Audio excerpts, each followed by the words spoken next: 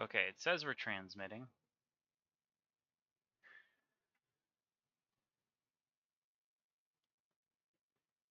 I don't know if something's just going wrong on my end.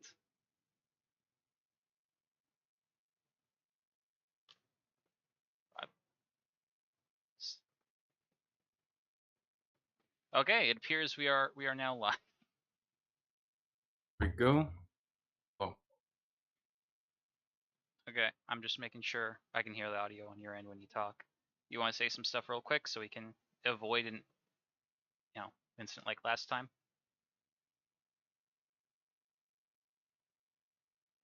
Andrew, tell us something. Tell us something about yourself.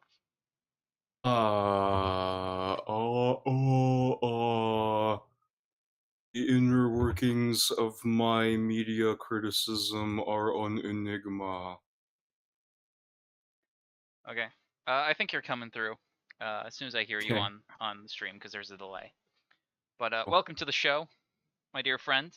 welcome. I'd like to introduce uh, Andrew Gieraltsky, the actual ghost of Kiev, in real life, in person, with us, responsible for shooting down 5,000 Russian planes. Welcome to the show. Killed so many people, Max. I see their eyes and bodies every night. What? Also, Hey, this just in, by the way, I personally witnessed one occasion CNN falsified a story. well, you know how it is. Uh, I'll send out. I sent out a tweet, and I'll send out a mines thing. Actually, hold on. I don't know if I messed up the thing when I went go live. So let me. Yeah, it's the right link. Okay, so send out a tweet, send out a mines post, so everyone knows that we're live. Wunderbar. However, Andrew, before we start, I have something I should talk to you about. See, I've been doing some thunking. Been thunking real good and real hard Hmm. about why it Okay. is that on our first episode, our technical issues were relatively minor, and on our second episode, we had to cut midway and restart the stream. Yes. And I've come to a conclusion. On. I actually want to level our audio out a little bit, but my conclusion is very simple. You see, the gremlins are coming to mess with us, Andrew. The Gremlins?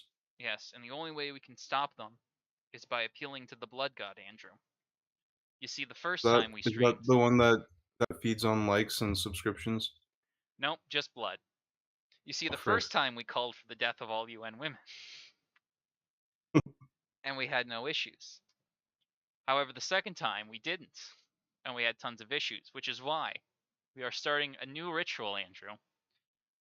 The call to violence, where we're going to What? pick Oh, the someone at call the to beginning of the violence. stream to put up against the wall for the things they have done, and as a sacrifice to ensure the quality of our show. See And nothing wrong with this idea. and you know who's going up against the wall this week, Andrew? I mean, probably me. I deserve it. The execs at Mojang and Microsoft. Oh. Those motherfuckers who won't let me play my Minecraft that was paid for with someone else's hard-earned money. To be fair, it was a gift. Because they want some stupid fucking Microsoft account, and I don't have access to any of the emails or transaction numbers.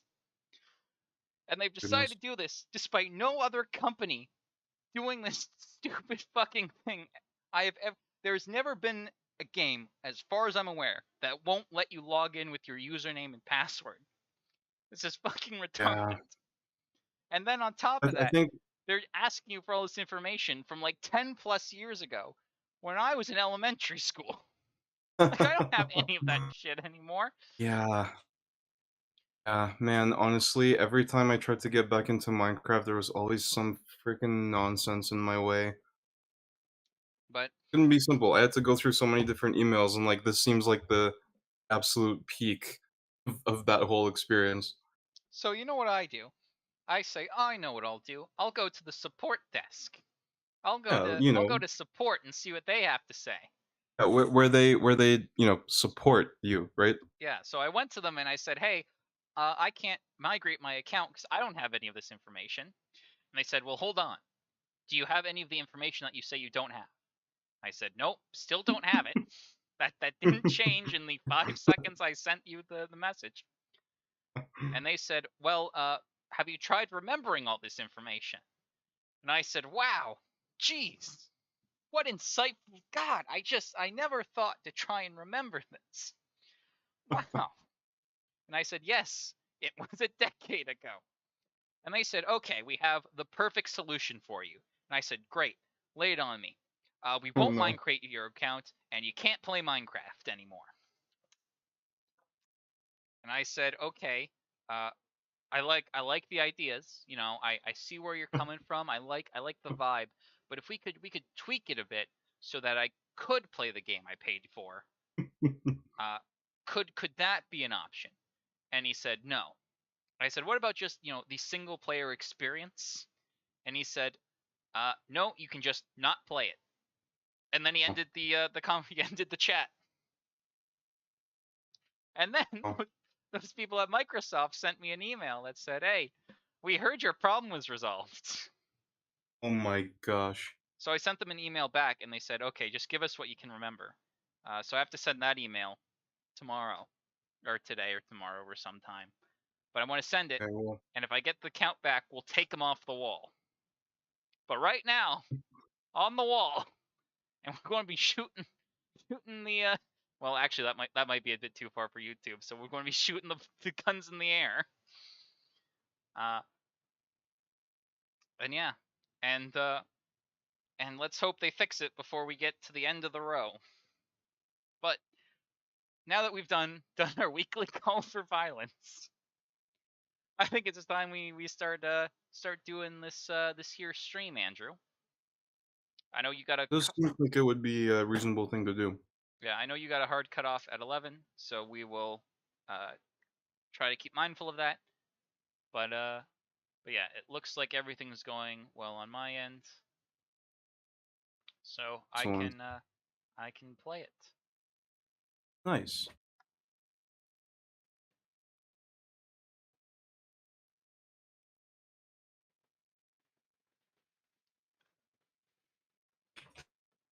Yeah, we turned the opacity down a little bit. I don't know if we're going to get content ID'd or not, but I turned it down 10% from last time. It was at 60. It's now at 50. I thought 60 was the perfect amount because it was just enough to show it on.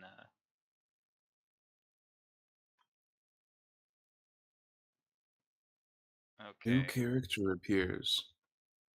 To oh wait, no, I can't change the volume, never mind. My Uh, volume. you having volume issues? I can turn it up on my end and then decrease how I'm hearing it. Okay. Uh, I'll put it up to 50 and then I'll decrease my volume. But so let's talk a little bit about the. Why is it doing this? Hold on. There you go. We'll do that. There you go. That doesn't actually really fix anything. We probably should put this into like a non-Netflix video format and then put it on so we don't have these title cards showing up. That being said, that might actually help us with Content ID, so I'm not going to get too angry about it. But yeah, so we just had our first episode, which we saw that and we liked it. I believe, Andrew, you were a fan of first episode, thought it was a great pilot, if I remember correctly. Fine. Acceptable. Kidding. It And was quite good. I enjoyed it. right, and episode 1 was kind of great in how it ending, because it has sort of like the typical defiant ending, but then it has that Silco arrival where it sort of sets up this. It's not really a cliffhanger, but it's like something is about to happen in the air. Something's going down in Zon. So there's some tension rising, and now we're in a completely different part of the place with a person we haven't really met, and who we are already predisposed to not like. Because at this point in the story, Piltover isn't really viewed in the most favorable light. That said, I think the move here is actually a pretty good idea. Yeah, instead of allowing that sort of dislike of Piltover to sort of fester, right? If we did like the first this well, if we did a ton of Zon and then go to Piltover, there are people you're already sort of primed to dislike them, and so it's harder to sort of get you on board with like the Jason Victor storyline. And to be fair, I think in episode 3 uh a lot of people are because there's the Powder storyline and the Jace storyline, they cut between them. And people get a little the Jace is it's a good it's decent, but everyone gets mad because it's cutting away from the Jinx storyline, which is also I think a good idea, and we'll talk about it when we get there. But I think introducing him now is kind of the best point to do so, because while we're primed to dislike it, we're not like we haven't super built a ton of resentment towards Piltover, and so this gives us an opportunity to empathize or sympathize with a character from there before like shit starts kicking off. As well, it's a good place too, because as soon as you see this, you realize exactly where we are and when we are, because this is right when Vi is stealing the shit, right? So this is the it's same this place that we've already seen. yes. So it'll become apparent in like a couple seconds, but when they go and they steal the blue parts and and there's the explosion in the first episode, this is that scene, but from Jace's perspective, which gives us Oh, cool, cool, cool. right, and which is a nice choice because it gives us a link between the. We're not just starting an entirely new story. This is still kind of a part of. It's still linked and connected to uh, Powder and Vi's part of the story. So it's a great place for us to sort of enter Zon, or not Zon, Piltover, right? So if I play, and once again my mouse has disappeared. Right, see, there's Vi. Hmm. Right, you remember all this. Certainly do. It's interesting because we didn't know that there was another character there. We just knew that there was a guy who we know as Jace. Yep. Oh, yikes.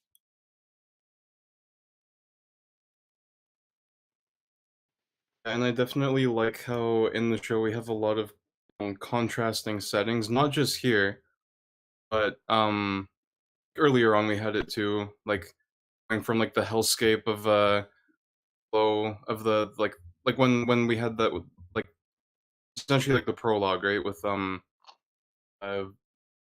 Vi and Powder meeting um oh Vander, and it goes up into the sky. You see, Piltover in the distance. Um, you see all these contrasts, and then you had the contrast at the end of the episode, like the juxtaposition of like, here's this ending, what's gonna happen? Done the episode. Just kidding. Here's our teaser. Here is Silco. Stakes are getting worse. Things are getting intense. Complete contrast. Absolutely nothing like anything that we had seen up until that point. And then, like you said, the contrast of here's evil, decadent Piltover, and then here's a face, a voice, eyes, a um character interactions. Like these are people. They have a side to the story too. So that's cool. Yeah. Yeah. Yeah. I agree with all that. As well, it's nice in some ways because it gives us kind of an alternative a view of how the interactions between these characters are like, or these two areas, right? Because we have, of course, Vi's side of it, where they have plenty. We're scraping together coins. Let's rob all these fucking assholes. Um, but getting robbed kind of sucks. I don't know if you've been robbed, Andrew. Uh, I robbed myself once.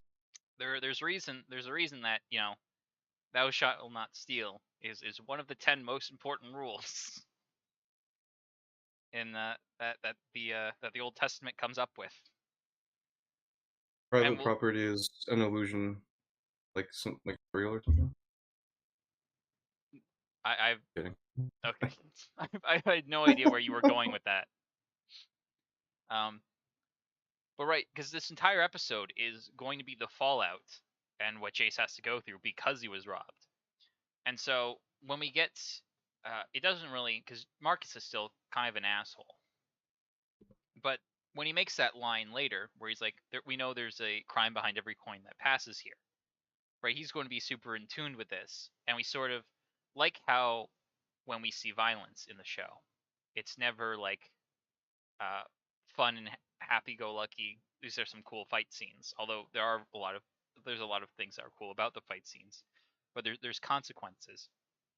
And likewise, this entire episode is the consequences to one unsuspecting inventor, uh, who is as a result of someone someone else's actions being done upon him, which which we'll go through. Like this, it could have serious consequences for his life, and it almost does. But You said unsuspecting. Just missed the oh, one little unsuspecting bit. inventor, right? He's just a guy who lives in his apartment and invents. Right? We went through like Okay. when we went through his apartment in our first live stream, we pointed out how like a ton of the stuff was it didn't really look like a place to live, so to speak. It looked like a place where he was just working all the time. And now his life's work is somewhat ruined from a giant explosion, and he's going to be investigated by police. And I'm just saying that even there is never sort of in this every action has consequences, and most of them are negative. Um, That's really good that such a big emphasis and theme in the show. Like I mentioned that I think in the last episode that like the fact that it's a theme of the show makes it much it makes it potentially a lot better written than it could have been if um a lot of people like to say, "Oh, well, we have our theme," but then if you're not concerned about consequences, then your theme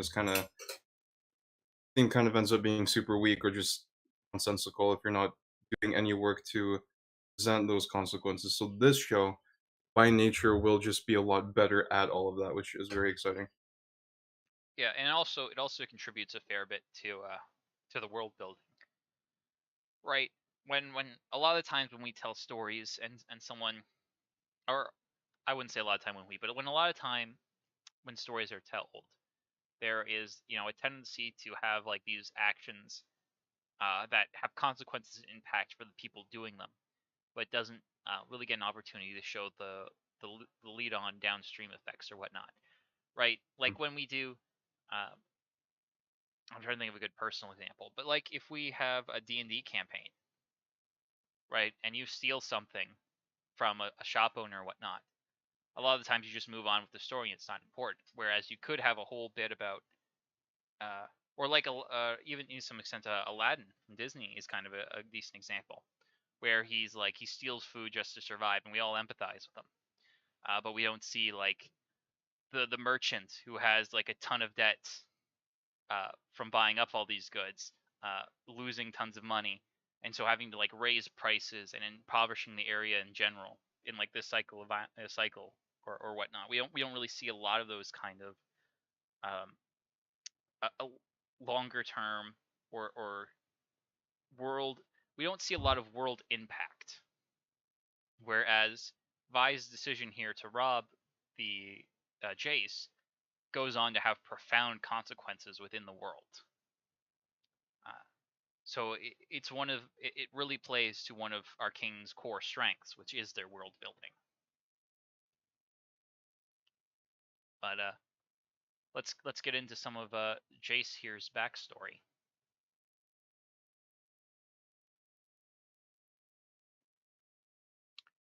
So this is what our backyard looks like as Canadians. Well, like twice a year, maybe. Yeah, where we are, Like, to be fair, we are in the warmer parts of Canada. yeah, possibly the warmest part. I Pretty think sure how the temperature works. I'm pretty sure we're definitely in the most southern part because we're below the what's it the 53rd parallel or whatever. Yeah, something geography. Yeah. Oh, a guy. Yeah. So this Oh is shoot. this is a character from League, or almost certainly a character from League called Rise, and and these things are, we don't really talk about it, but he has like magic stones, Well, okay, which pretty cool. actually uh, is kind of a nice hint for people who are in League when they see Jace's stone, might connect it to the World Stone, which is their like magic stuff.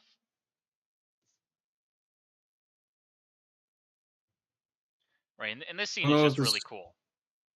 this is like beautiful, like galactic paintings and stuff. Like very cool, very nice. And But once again, we have an it's eye. very there's something very interesting here, which is like if this character I don't remember hearing about this character in like the various like coverage and stuff that I've watched, so I'm assuming he doesn't too much in the show. Um, it's very interesting that like he sees this crystal thing. It's like obviously works with those later, so it's almost like he's seeing like the potential of them. Knowing kind of like what is done with the crystals a little bit later on really makes me wonder, okay, who the heck is this guy? Because this is like some serious like top tier power here. And also, once again, uh, as our hero Refin, the entire transition, no dialogue, as opposed to a more shitty show that might make, oh wow, it's so beautiful. Thank you, show, for having characters explain to me what is and is not of aesthetic significance. But uh, it's great because it's also a pretty powerful scene, uh, partially because of its connection to uh, the opening of Arcane in episode 1, where once again we have sort of a fog that covers the area. In part 1, in episode 1 it's red, in this one it's like white, but there's no one around, and the parents are either dying or dead. And the difference between uh, Powder and Vi's scene and Jace's scene is Powder and Vi couldn't really do anything to save their parents, whereas Jace found, well, he didn't find, but someone like Vander was couldn't help them, but Rise came, and he found a way that helped save his mom. And so we can, there's sort of a parallel there, or not a parallel, but not quite a juxtaposition, but like a similar through line to connect them, where Jace has found a way that saved him from what could have been one of the worst moments of his life. And that plays a role in why it's kind of, it gives us an indication we kind of understand why he's so passionate about this and refuses to let this go, despite it being incredibly taboo and illegal. It's not so much like a juxtaposition of their character because this is like circumstance. I guess it's a juxtaposition of circumstance. Is that's his mother? His mother gets out of Yeah, his her mother gets out alive. situation. His dad never shows up I in the but series. I have no idea what the canon on that is. but yeah, like we see that versus like Vi and Powder, their parents don't make it, and then it's again like what you said about consequences, right? We'll see a lot of that. Mhm. And also, it sends them down kind of opposite paths in a way, where sort of well, Powder eventually goes on to Jinx. I don't know how much. Some of that can probably be laid at the feet of the bridge, but a lot of that's going to do with episode 3. But they both uh, they both have a lot of similarities too. They're both inventors, but Jinx is focused on creation of things that are like bombs and things that destroy things, whereas Jace wants to sort of build things. And so there's a parallel that runs between them, which is why I think pairing these two as the two central figures of the stories makes sense. I think their initial exposure to the power of the crystals, Jinx sees it as an explosive. He first sees it as a useful, life-saving teleportation, transport, out of this world utility of literally like magical proportions. So that's an interesting way that like your character kind of in this case happens to somewhat align with the way that they first interact with these objects. Yeah. But it's not all sunshine and rainbows for Mr. Jace Talus. Oh, and there's the intro, which I like this a lot because just because it reminds you of Daredevil. People yeah, have, and there's that. I like the song. I like the statues. Don't like they have them fighting. But yeah. Oh, but I guess on the other hand, like there's a lot that could happen to lead us up to that point. Is like the more you go, like it's not immediately clear how that would happen until it does happen. So, don't maybe it's not that much of a not really like yeah, it I don't doesn't know. ruin the whole show. It still preserves some mystery. But there's a couple of scenes that, and to be fair, most people are probably going into this understanding who everyone is. But there's like a couple of scenes that are clearly written, or a couple of moments that are clearly written under the assumption, as if the audience hasn't seen it, doesn't know anything about it, which is probably how they should write the show, right? If it's too, Hmm. if it's too like too impenetrable for new viewers, it's hard for it to really take off and say anything meaningful, or last as a meaningful piece of cinema for a long period of time. But there's a couple of moments that are written under the assumption that you aren't familiar with League, that that sort of intro kind of spoils a little bit, which we can talk about when we get to. But uh, if that's the most egregious thing the show has to offer, that's a pretty good show, right? This is a relatively minor complaint compared to what we could talk about. Especially given that you see could see it not as an issue. Like it could be either. Yeah, But yeah. right. And that's only going to, because everyone who has any familiar with League, which is going to be the most people watching the show, I think, or at least most people they were intending to watch the show, uh, is already going to know that Vi and Jinx are going to fight.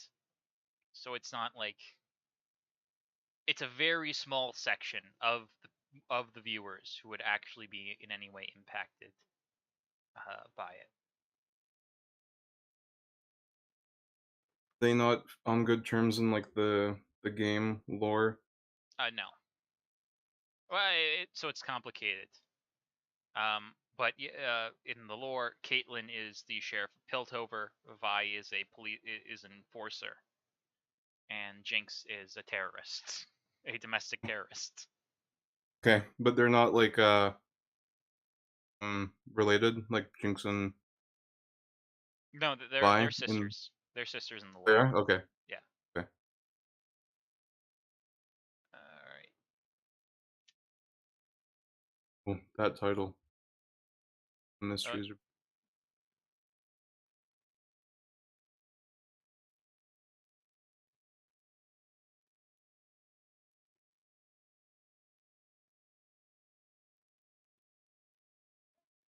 consequences for actions. Hmm. This guy, cool. Yeah. Yeah, this is a pretty cool introduction for Victor, because no one is expecting this person to be Victor,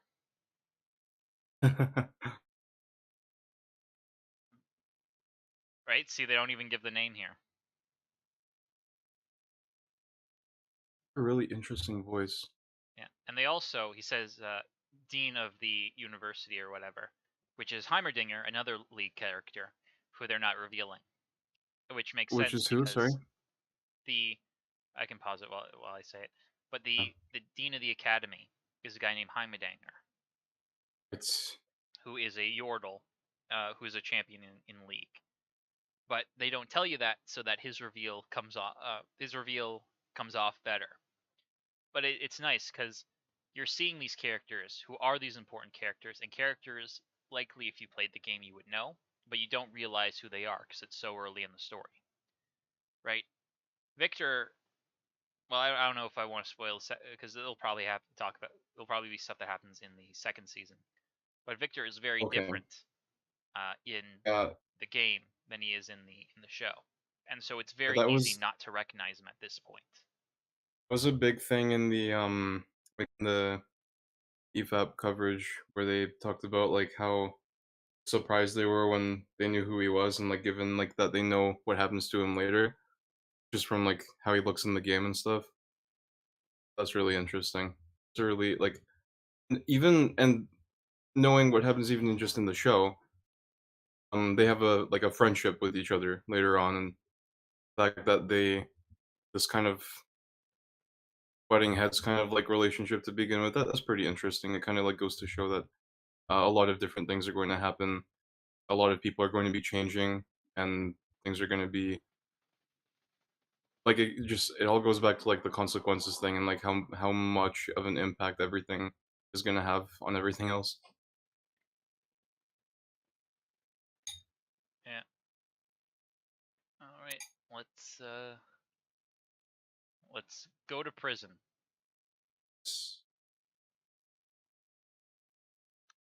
And there is I don't know if you saw that, but there's the World Stone. Original one that he got from the wizard Yeah, there in his wrist. So wasn't taken. it's clearly it's still important to him, and he keeps it close by at all times, which further reinforces how important this research is to him.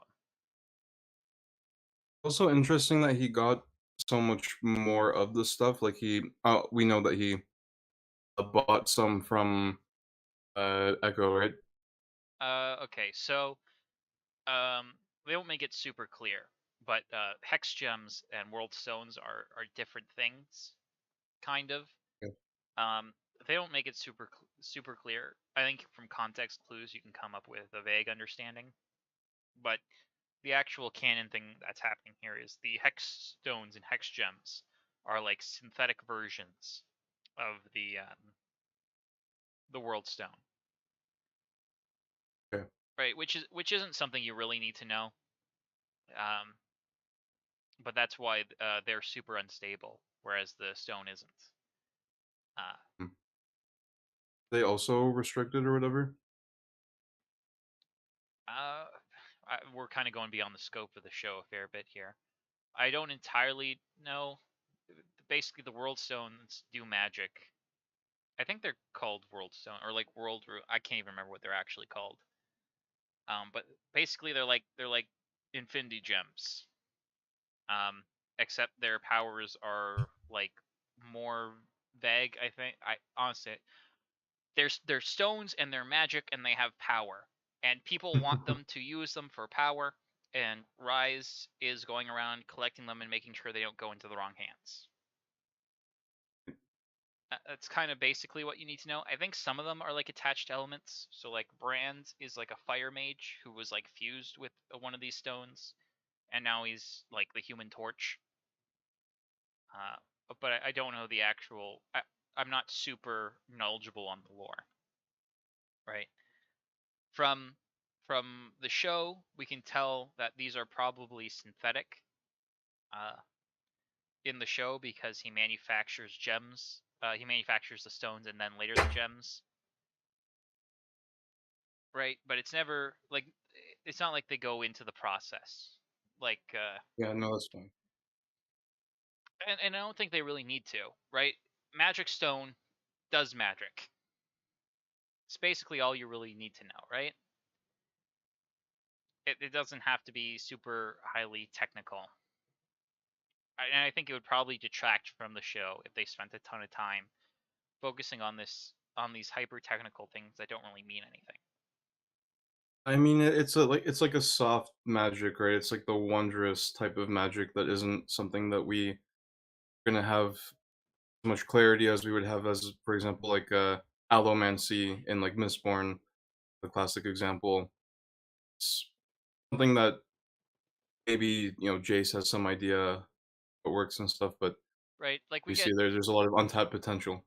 we get vague ideas, right? There's something to do with resonance and like vibrations, and it can teleport, but it's unstable. right? So we get stuff like that. It's a lot closer, I think, to Full Metal, where like we know roughly you have to do sigils and you have to sacrifice something, but like the actual technicalities of how stuff works is never really explained. Which also, I don't know if you've seen uh, Full Metal Alchemist, either the original or Brotherhood, but they also have a superpower Philosopher's Stone, uh, which they reveal eventually how it's made because it's like it's thematically important and it's plot important. But I don't think we ever get into a point in the show where that knowledge is necessary for us to understand what is happening, or why anything's happening, or understanding like the any of the underlying themes or ideas. Right? It's somewhat important to keep in mind that the show itself is a character drama. So these sorts of things are sort of meant to push these character interactions and stuff forward, which is sort of the central piece, as opposed to something like a sci-fi, which might have to get very, very technical in its ideas. For most parts, Well, I think most people can accept Magic Stone does magic thing, and that's just fine. okay. Well, what about like Doctor Strange then? I have not It's seen like, Doctor Strange. or like, okay, well, like Infinity War, Reality Stone can do magic reality things. Right, but And it they was never really they never never really like, explain how the stones actually work in a physical sense. We just know sure, like, that they do it does magic, and it does a kind of magic, right? It can alter time, or it can alter reality, or it can do one of several things, but we don't know how the actual like physics of the Infinity Stones work. We just know sure, Magic but Stone is magic thing. we get shown, we see Thanos using the Reality Stone to turn Mantis and Drax into like spaghetti and like little cubes and whatever, right? Right. And when he fights the Avengers on Titan, never does any of that. He only ever does it to cherry items. He never does it to them, which he can do. And it's like, okay, well, why would he not be doing things like that? Because clearly it's not like he's just toying with them because he loses that fight.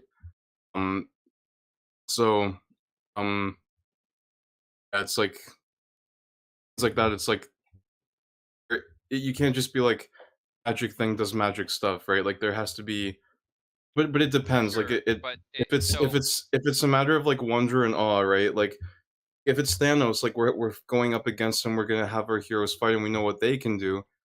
If it's all unclear as to what's going on, then it's like, well, wait a minute. In hindsight, they could have just done this, and your stakes are dead. Whereas in something like Lord of the Rings, or perhaps this, or I'm not super familiar with the Metal Alchemist, but it's like there is this magic that's like a wondrous kind of like the characters themselves don't really fully understand what they do anyway, so it makes perfect sense for the viewer not to know what it does. I would say I think the big difference is with the Thanos stuff. You have a situation where we have an understanding of the gems that can do something, and he's willing to do something, but chooses not to do it despite being beneficial to him. So the issue there is sort of contradiction, as opposed to the actual knowledge we have of the gemstones. Whereas with the hex gems, right, we know basically they can do like two or three things, right? One, it's unstable, and dangerous, so it can explode. Two, we don't know it at this point, but it can act as a sort of power source. And three, it can teleport people. Uh, the difference is um, one that's very limited compared to the Infinity Gauntlet, which can just alter reality and time. Right there's a giant difference in power there. And then two, that the hex gems can only be used in conjunction with an artifact. Right, so as like a power source, Victor or Jace have to actually build something to put it in. And same with the teleportation, they need to build something to put it in. So the gems are limited by the device they build and how it can be used. So there isn't like a situation where like a good example of this would be if Jace had built a like watch. Well, actually, there's somewhat of a good example of this because Echo has he doesn't get in the show, but eventually he builds something called the Z Drive, which is powered by, which I think it's powered by like a hex gem, which allows him to move through time. Right, so he gets a time stone, but he can only move himself through time. And so there's like a fight with him where he fights a guy, and he's about to lose, and this is in one of the animatics. And then he hits his time machine and reverts back to the beginning of the fight, uh, and then does the fight over with the knowledge he's gained. Right. So there are I never see, and yeah. So there's a lot more limitations, and I never see in the show a scenario where they could have used a hex gem and achieved a better result, and then but chose not to. Right? Victor and Jace build some stuff that uses the tech. He builds like a hammer and uses the hammer in combat, and it makes him super powerful. Jinx takes advantage of its explosion properties a bit too well. They do use it, and they use it to great effect, but I never see them in like a situation where like someone attacks Jace and he could have teleported away but chose not to, and as a result died or something. Right? Hmm. You see what I'm saying? Yeah, for sure. I'm just trying to like it's not a criticism of Arcane because I well, I haven't seen it in its full use yet, and from what you're telling me, it seems like it all checks out. I have to find out, but I I suspect that it all checks out. I just want to underline though is not to I would just never say it's enough that magic thing does magic stuff, but like given the clarification, I think that obviously we're on the same page here. Just yeah, just there's a lot of people that in their own writing will think like, well, I just want to have like a magic ability for this plot point, and and it's like, okay, why didn't that character use it later on when it would have been useful? Well, I mean, that would have just kind of ruined the moment. Like, well, but he can do it. Yeah. That Like ruins the moment. yeah, So, I think magic thing does magic is like an effective reason for why something can do something. But the issue is once you have something that can do something, you have to write under the knowledge that that thing can do that thing.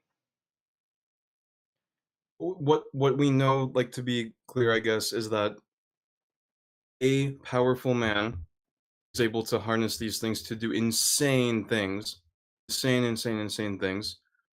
Um, Ace has them in his apartment. Jace has no freaking clue how to do that stuff, but obviously he's been tinkering. Right. And that's more than enough to tell us kind of like what to expect from this stuff and where things stand. and also it sort of The, applies to the the theme setups. of consequences.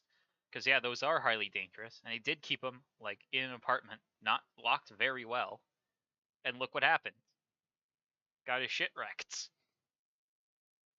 And now he's going to the slammer. Makes sense. But maybe he'll receive some help. Let's see.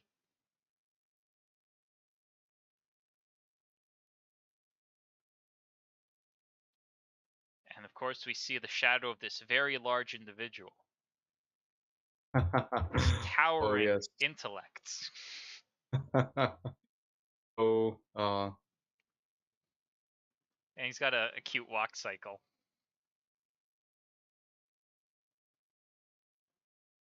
oh sick. That's such a good line. Yeah. So I don't know, can they hear the show, Max? The viewers? No, Okay, not yet. so he just said prison, what an interesting concept. Like I don't know exactly, but like your body is in prison, but the mind is still free. Like that's really cool because that means a whole lot. Just like I don't know that really caught my attention. 'Cause I like stuff like that because it's like obviously here's this like smart little dude like let's say something like Yoda maybe might come to mind. You know who Sure. has a similar quote Heimerdinger. to that? Stephen Hawking. Who? Really? What do you say? Uh, well, because he's in some way, or he was trapped in his own body, right? He's disabled and can't. He has to have the wheelchair. And he has to talk through the Microsoft Sam or whatever, right? And he talks about how I can't remember what the exact quote is, but he talks about how while his body is constrained, his mind is free to wander the galaxies and the mysteries of the universe. Hmm. Because that's what he did. Like he's an astrophysicist, and an insanely good one. Uh, which kind of one makes sense because Heimerdinger is a Yordle. He's a he's a little boy. He's a small little boy, Andrew.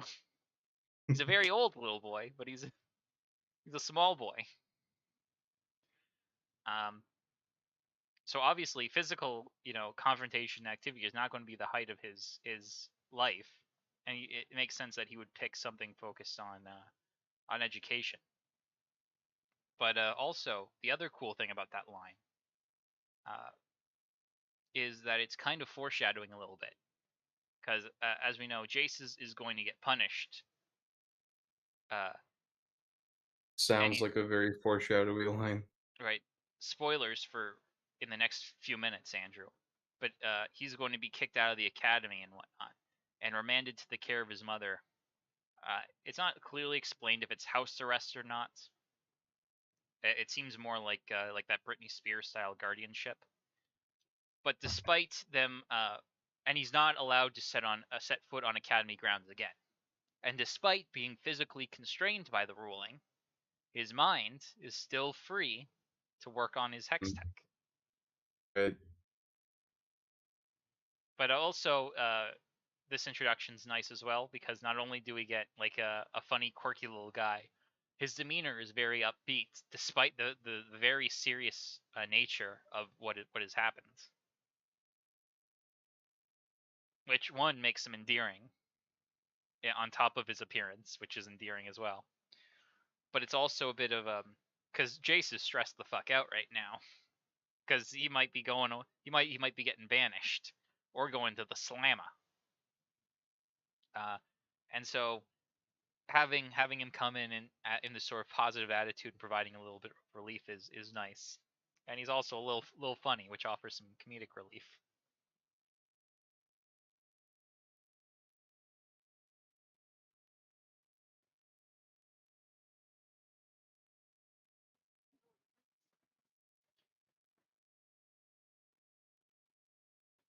Very much laying out his whole character here now too. Like it's interesting because very much seems to the audience like a mentor character. Here I am to start your character arc. It's also like, well, okay, but Heimerdinger is also a character, and he also is gonna have consequences to deal with. So Right. that's just a very interesting thing of like a hindsight.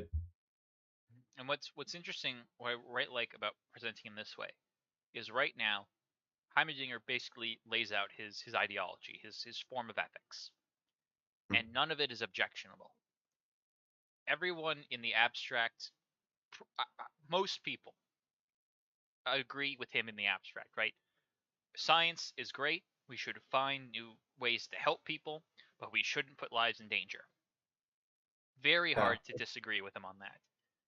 And despite that, and despite us having this initial agreement, it's this ethics that are going to lead to both Jace having major disagreements with him, and a lot of the audience probably disagreeing with him as well.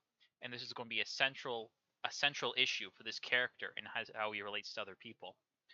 So one of the great ways that they do this is because right now he doesn't know about the magic experimentation. So he's laid out the principles, and we've agreed with the principles.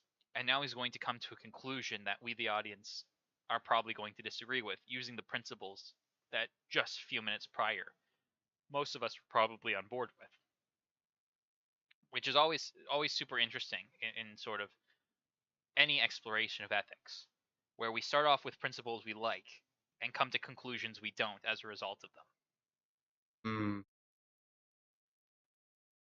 And sorry. And Okay. and also him, I twirling around the octopus is kind of funny. But yeah, what did you want to say? I you're good. Go Okay.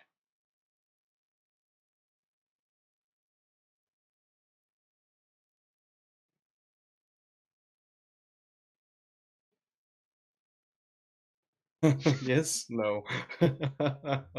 Right. And so this is what's kind of cool about it, because we've seen how it saves his mom and whatnot.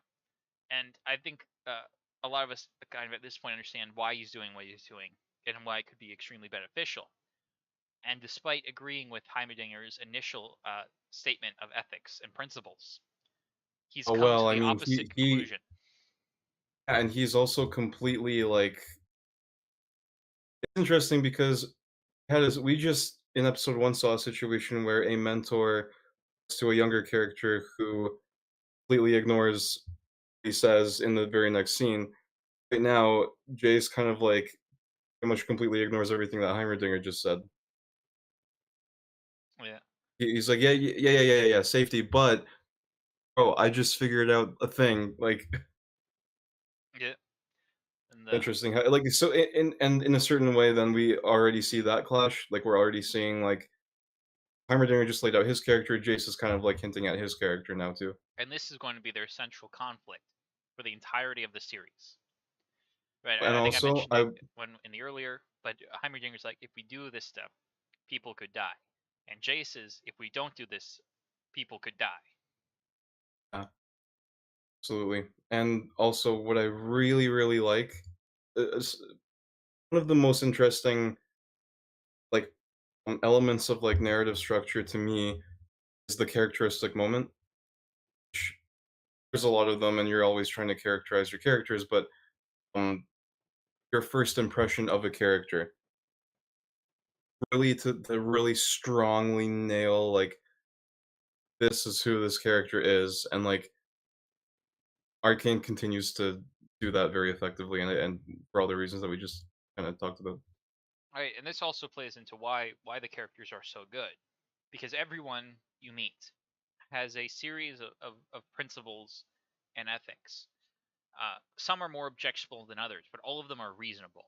As in, they're all positions that one could rationally arrive at, as opposed to like a villain or a hero who is just good for the sake of being good or evil for the sake of being evil, and everything they do is right Yeah. or wrong depending on their side. Or even someone like Thanos, who everyone says is like a more interesting villain than usual, and he is. Hit like still half the universe, like it's still insane. It's still like no one could ever be like, yeah, I totally agree with you. Like it's just completely insane. Whereas like these aren't villains; these are just people who disagree, and It's they're both also reasonable. it's also kind of dumb. I mean, if the issue is there's not enough resources for everyone, and and you need half the people to match the resources, and you can do literally anything, you could just double the resources. Yeah, I mean, well, in case you haven't, in case it wasn't clear, I don't think Marvel is pretty overrated, Yeah, Infinity War included. I don't think Infinity War is that great. Have you seen Fringy's video on Endgame? I have not. My issue, Okay, it's my quite biggest good. issue with Endgame, Endgame's the one where all the heroes come back, right? Yeah, they resurrect them and stuff. I have one important rule when writing anything: commit to your consequences. If someone loses an arm or someone dies, keep them armless, or keep them in the ground. Or alternatively, something needs to be sacrificed for the regaining of an ability. Because your sacrifices are meaningless if they don't if they're not permanent. And that's what really So, bugged me. They just brought him back. well, I mean, but like that was never in question. Like, I was surprised that some people didn't think that that was going to happen when they saw Infinity It War. just That's because it why I was didn't. obvious that's going to happen doesn't mean it was bad. Wasn't bad, right? No, I agreed. I agree. That was kind of why I initially. So when I first watched Infinity War, I didn't like it very much, and then the second time, like the later on time that I watched it, um uh like I liked it more. And there's a lot of really good character stuff in there, and I really like Mahler's bridal praise video covering all that stuff. I think there's a load of insane issues, all that, and just because it was always in my mind, like, hey, he's gonna snap everybody away, but they're gonna bring them all back in the next movie. That's why there's gonna be a next movie. Everybody knows. And later on, it turned out that some people thought that that was legitimately gonna stay that way. Like, I Yeah. don't know. I That mean, was, yeah. But I anyways, think you get what I mean. It's like, right, I think there are ways you, if you don't kill your characters unless you're going to kill your characters, is my opinion. Right? Watchmen uh, is one of my favorite comic books of all time. And their characters stay dead. Though to be fair, it's only one story. But there is like a sequel, and I think all the characters are still dead in that. And Alan Moore didn't write it, so. But like you can do a story, right? Like One Piece is a great example. Thousands of episodes, or it doesn't have thousands of it, but it has over 1,000 episodes, over 1,000 chapters. No one ever really, and none of the main characters ever die or are really at risk of dying. There's like, I think in the entirety of the series, there are like a couple of big actual deaths. And we know that no one's ever going to die. But we can still create an interesting story under those circumstances. But if you just keep killing them and bringing them back, the issue isn't that you're not killing or there's no risk. The issue is that there are no consequences for the actions. Right? You can have a story where death is off the table as a consequence, but there are other forms of consequences, and those consequences mean something. And you know what show is actually a really great example of this, Andrew? Have you seen a show called Arcane? You see, in Arcane, there's a bunch of characters that have to survive because of the game, and so they're never at risk of being killed. But these characters still suffer consequences. It's hmm. just one particular consequence off the table, and I don't think anyone would say like any of the stuff that happens with Caitlyn or Vi or Jinx aren't meaningful. Absolutely. I mean, it's in their very character arc, like that whole the change that they undergo is in a way the consequence. There are others, but start there's that, and all the other things that happen. Right? And of course, there's going to be the exception to the rule in season 2 with Warwick. I'm going to try and avoid spoilers for people who are trying to don't know anything about the lore. But Warwick is a person who comes back from the dead as a werewolf, which on its surface is a negation of consequences, but is a excellent example. Well, I don't know if it'll be good in Arcane season 2, but it could be an excellent example of the second part of my earlier hypothesis or thesis statement, that if you want to regain something that you sacrificed, you have to give up something of equal or greater value. And what makes Warwick cool is he may have had this history, uh, but he is definitely no longer the person he was before. He's quite literally a monster who's just this like bloodthirsty bestial character who hunts down people without any sort of ability to, like, he's very clearly different from his previous self, and he can't as well. I don't know a whole lot about Warwick, but I know he's like this bloodthirsty creature that hunts people who smell of blood. So while there's some of the initial person who was Warwick left in there, uh, it is this warped and yeah, this warped version of this character who is definitely not the thing he would want to be. So there's still consequences despite him being brought back to life. There are sort of severe consequences for those actions that make up for that uh, return to life. It's a monkey paw thing.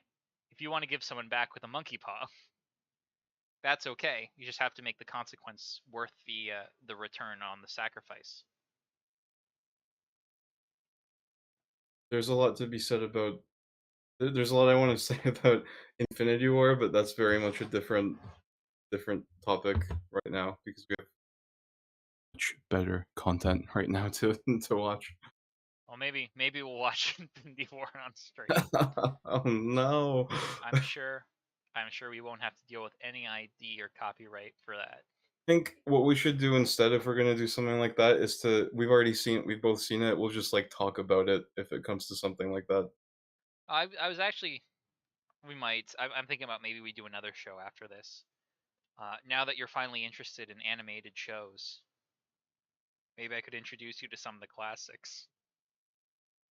The I'm not sure what we would watch next though, because I've so my position was that Arcane is probably the best show since Full Metal Alchemist Brotherhood, which is uh, probably not a statement that you'll get, but is a very extreme statement.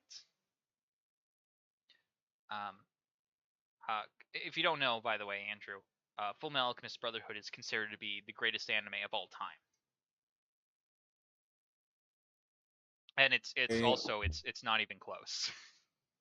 I remember the I think Joey the Anime Man did a poll, and everyone was super excited to see what would come in second and third place because no one had any doubt which would come in first. And if I remember correctly, it was I think Death Note at number 2, which fair enough. Death Note is definitely top 10, despite the issues in the second half. And then I think third was My Hero, which is good, but does have some issues, especially relating to how it does sort of non-powered people in the world. That was one of the things that was disappointing about the most recent movie was that they had an entire organization whose whole thing was they were human supremacists and want to get rid of all the people who had superpowers, and all their important soldiers had superpowers. hmm. And I'm sitting there like, what the fuck are you? Why? It's Why like would these people? And there's like a moment where one of the characters goes and asks him, "Why'd you join?" He says, "Oh yeah, because we'll be important in the new world." And I'm like, one, that doesn't make any sense. Uh, no. and two, It's you'll like be they're dead. The trying whole to the whole plan you're fighting for specifically results in you dying. What the fuck are you talking about? Right, it's which would like have the been a kind of really thing cool where way to have like how people without powers engage with this world, which was great. There's like a side story called Vigilante, where one of the three super important characters has no powers, uh, but he's the most powerful hero of the group. Um, but yeah, we're not here to talk about that. We're here to talk about this. And you got a hard cap at 11, so let's go.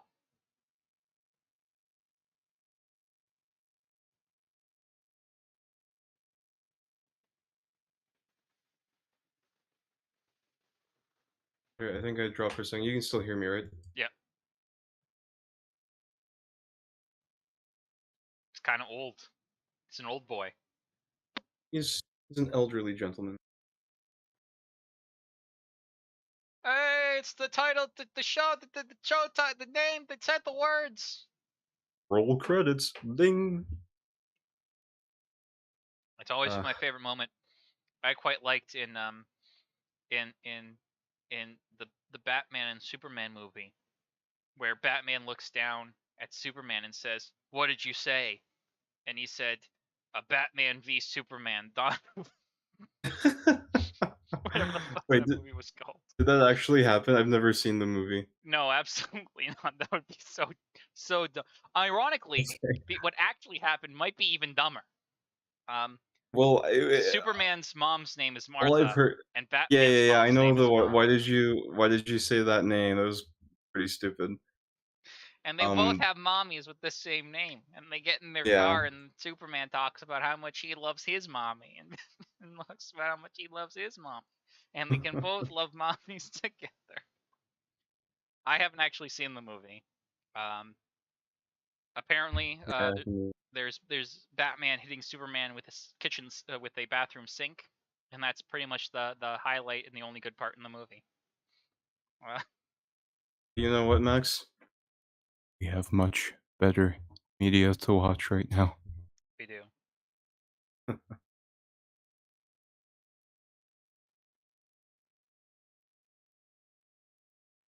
It's very interesting that he's so confident about, like, teaching him these lessons, and it makes sense because 'cause he's got the age, he's got the experience, but we also kind of know, it's interesting that he kinda gets humbled/humiliated, and it's like, well, I wonder how that would have gone if things were discussed in a slightly different way, and, well, probably they wouldn't go very differently because if he had acknowledged Jace's stuff, then Jace would have just done the same exact thing that he did, except earlier. And here's something interesting about like the visual telling of the scene. When he says this, and we cut to Jace, uh, look at Jace's eyes when he speaks. Right? He's looking down, he's looking away, because that stuff is all true. Right? His work was dangerous. People did get hurt as a result of it. Right? Mm. So he has this sort of look away, which is probably like a little bit of shame. But look what happens when he mentions speak nothing of magic. Right? No longer he's looking straight at him with that sort of determined, slightly angry look. Ah, Right? And that tells us pretty much everything we need to know about how he's taken this. There were some he there were some the methods had some problems in it, but he's committed that the actual core of the work was good, and he refuses to hmm, acknowledge that the the work itself and the use of magic was a mistake. yeah, no, that's very clear. And that's all told to us instead of him saying, "Actually, Professor, I disagree. I think you were right, and I'm sorry about the two first things, but the third thing, I gotta tell you, I disagree. I think you are wrong and you are bad. You are a bad, wrong man." Oh Right? my Instead gosh. that, they very subtly tell you exactly what he's thinking with just a couple of looks.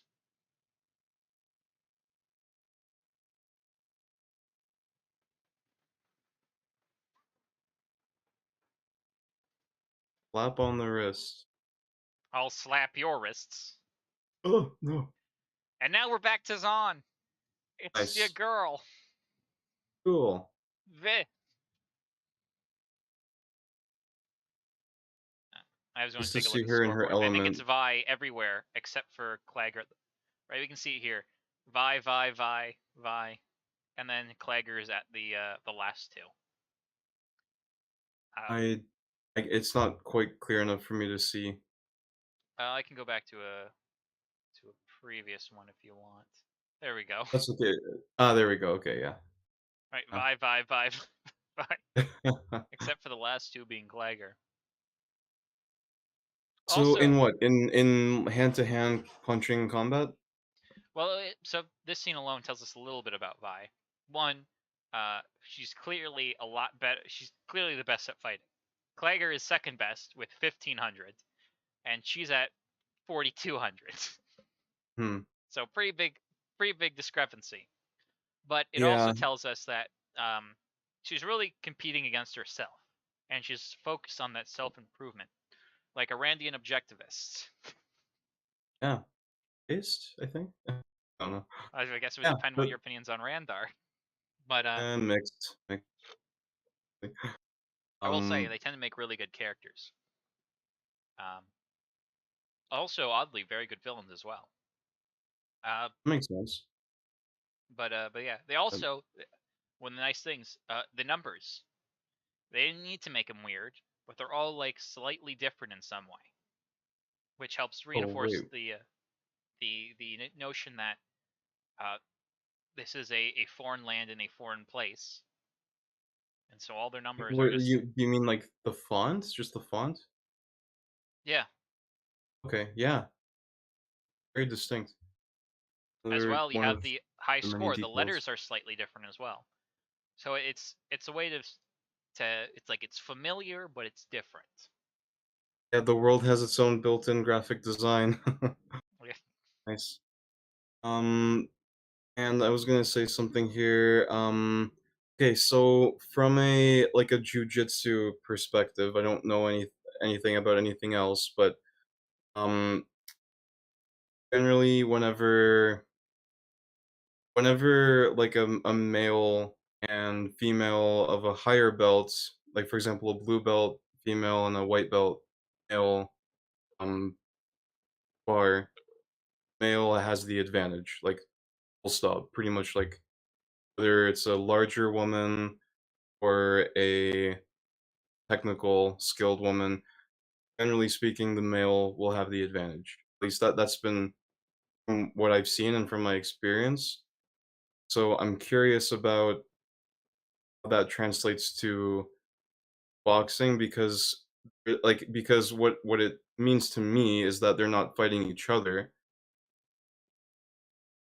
have the technique, and we see that Vi is a lot more committed to the actual like, art itself because in yeah, all I know is jujitsu, so in that, you can, like, smash people, you can, like, use, like, your strength, you can, like, just crush people, which, I often have this size advantage, which means I'm fat.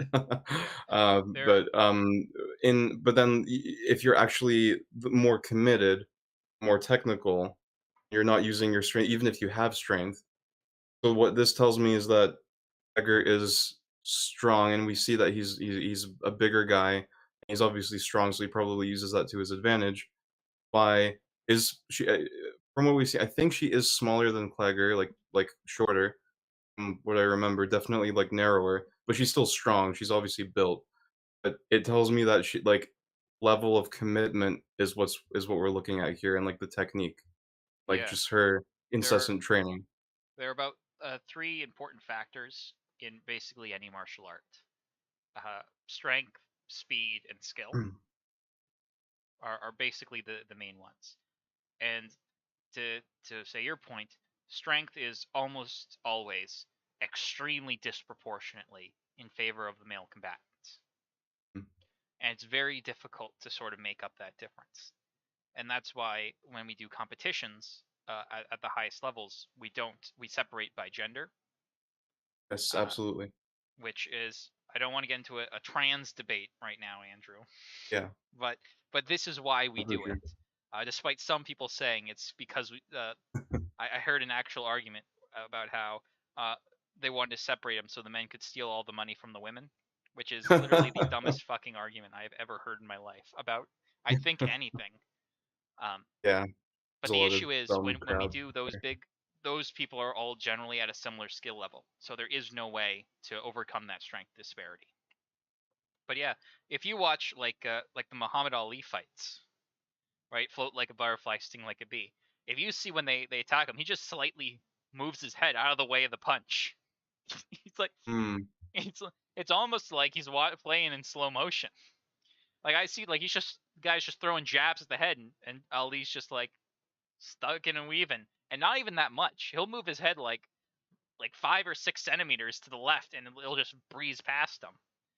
yeah, So absolutely. I mean, even in jujitsu, from the little I've comparatively the almost nothing I've done. I've done jujitsu for about a year and a half at this point. But like everything I've seen, in terms of the difference between someone who's skilled and someone who's more skilled and less skilled, like the more skilled you get, the more you're doing like tiny, fine details and not doing difficult things. You're doing the same thing that you've been doing. You're just doing them more efficiently and tighter, basically.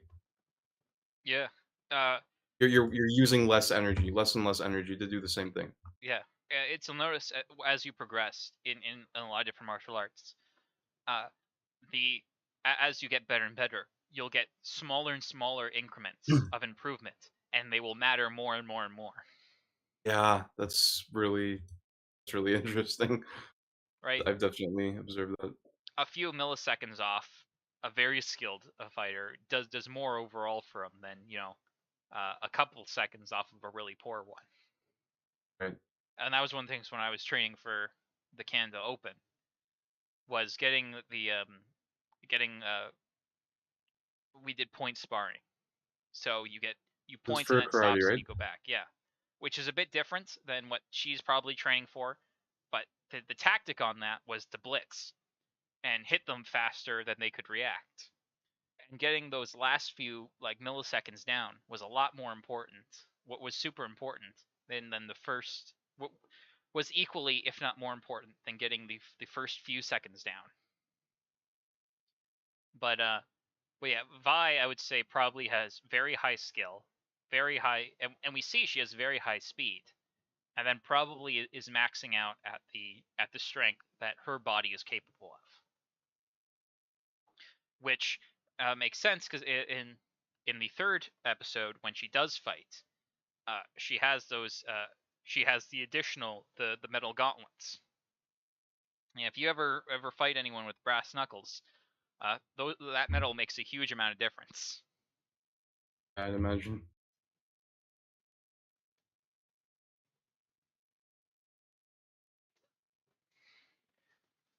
It looks to me like she's doing some form of boxing, or that the animation was based off boxing. That would be my Yeah, and guess. well, I mean, it reminds me of the way that like I've seen boxers train, I guess. Yeah.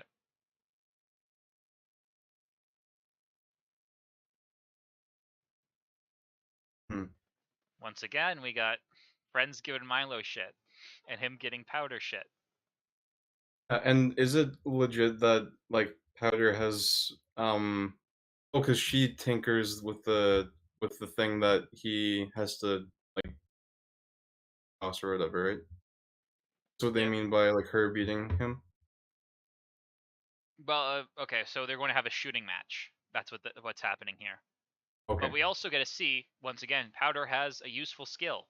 She was able to repair all of it. She could repair it, and she's repaired this building on multiple times before. So once again, we see her having some, doing something uh, important, or like having some sort of skill. And we can see here she's very, very happy about having that skill. She's smiling here. But once again, Milo is kind of shitting on that skill. So it's kind of an interesting characterization how they're interacting here, which will affect how Powder might see the incident itself. But let's see. Maybe she's a trash shooter. Who knows?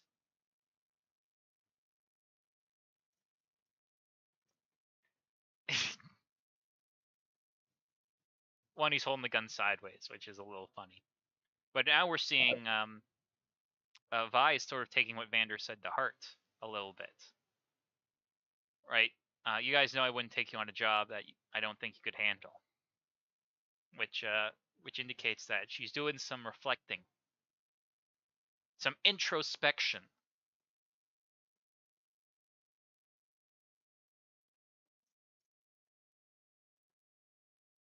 Another shot at Powder. Oh, even though he's literally like cheating with her right now. Yeah, there we go. Now we're gonna. It's a little choppy for me, the frame rate right now, so I can't actually tell how well she's doing or not. Oh, okay. She hit all of them, Okay, nice. Okay, cool, cool, cool. which I think EFAT made a comment that probably she should miss some. Uh, I don't know. It's clear that they've played this a bunch of times and she's super good at it. So I I don't mean, really like think it's that big of a deal. we've seen how good Vi is at her thing. So if there's doing this over and over and over again, I mean, for a couple years at this point, like it's not like it's Yeah. not a deal. I don't know. I Also, mean, it plays into what Vi said in the last episode. I have these, and you have those, yeah. right? They're different and they're good at different things. And what's great about what I think having her do it this well shows that she's as good at her things as Vi is at her things, but she just hasn't found a way to make them applicable yet.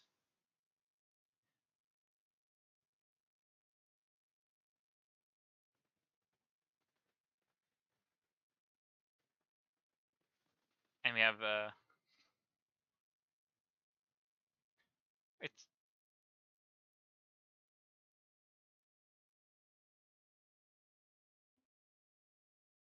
just some casual bigotry. Yeah, based. Thing. Oh, oh shoot. Okay, so Marcus is completely going on his own right now without her Uh, name. I forget her name, but she's upstairs. uh, Vander's not around. Where's Vander? That's the question here. yeah, I think He would not. this is what Grayson was talking about at the end of the last episode. Next time I come down here, I'll be with an army of enforcers. This is the army of enforcers. Ah, And so this yikes. is probably why he told them to lie low, so they can hang there while the enforcers go around questioning people.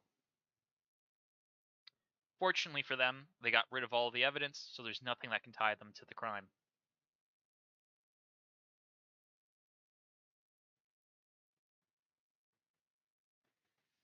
Excuse me, sir, where's your warrant? I need to see a warrant, please. This is a violation of my civil liberties. Oh no, Andrew, they did Oh, have something that tied them to the crime scene. yep. Oh no, if only someone had told them the dangers of having something that could tie you to the crime scene.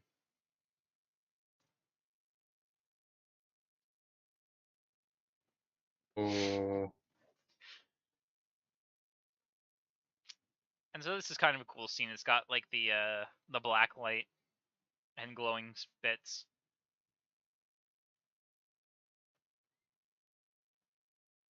it's a really nice color scheme. Like and And once again, I'm not gonna necessarily add much as it's moving quickly, but what it's definitely doing here, what you can see right away, is again the fight characterizes them. It's not just a fight. It's here's what these characters are able to do, what they decide to do, they use, the way that they fight, actions they take. Like you see like Marcus is kind of like, well, I mean, first of all, Marcus is like, hey, here's a little girl. You're going down. So that tells us something about him.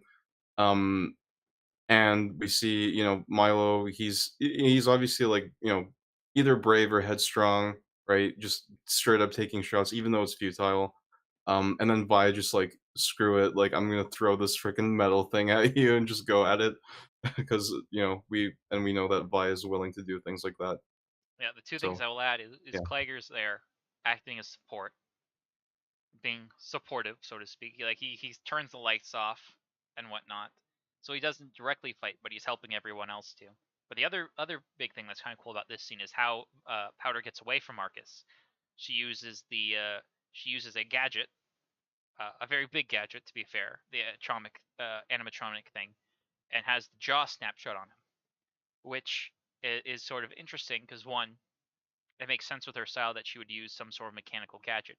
But two, how her grenades function in the later episodes is that they have jaws, and those jaws hook onto people and explode.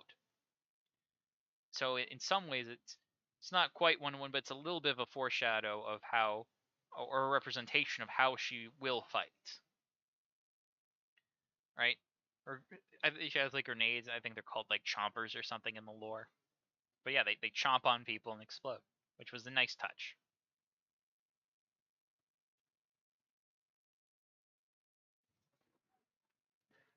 Oh no, Andrew, they're going for him, and there's nowhere for them to go.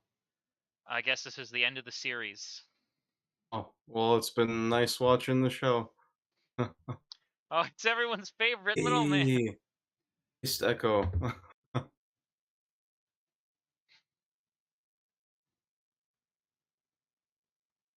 So, two things I want to talk about here. One, great, great piece for Echo, uh, because it further reinforces this idea that Echo is everywhere, and he sees and hears everything, and that's how he appears at the right time.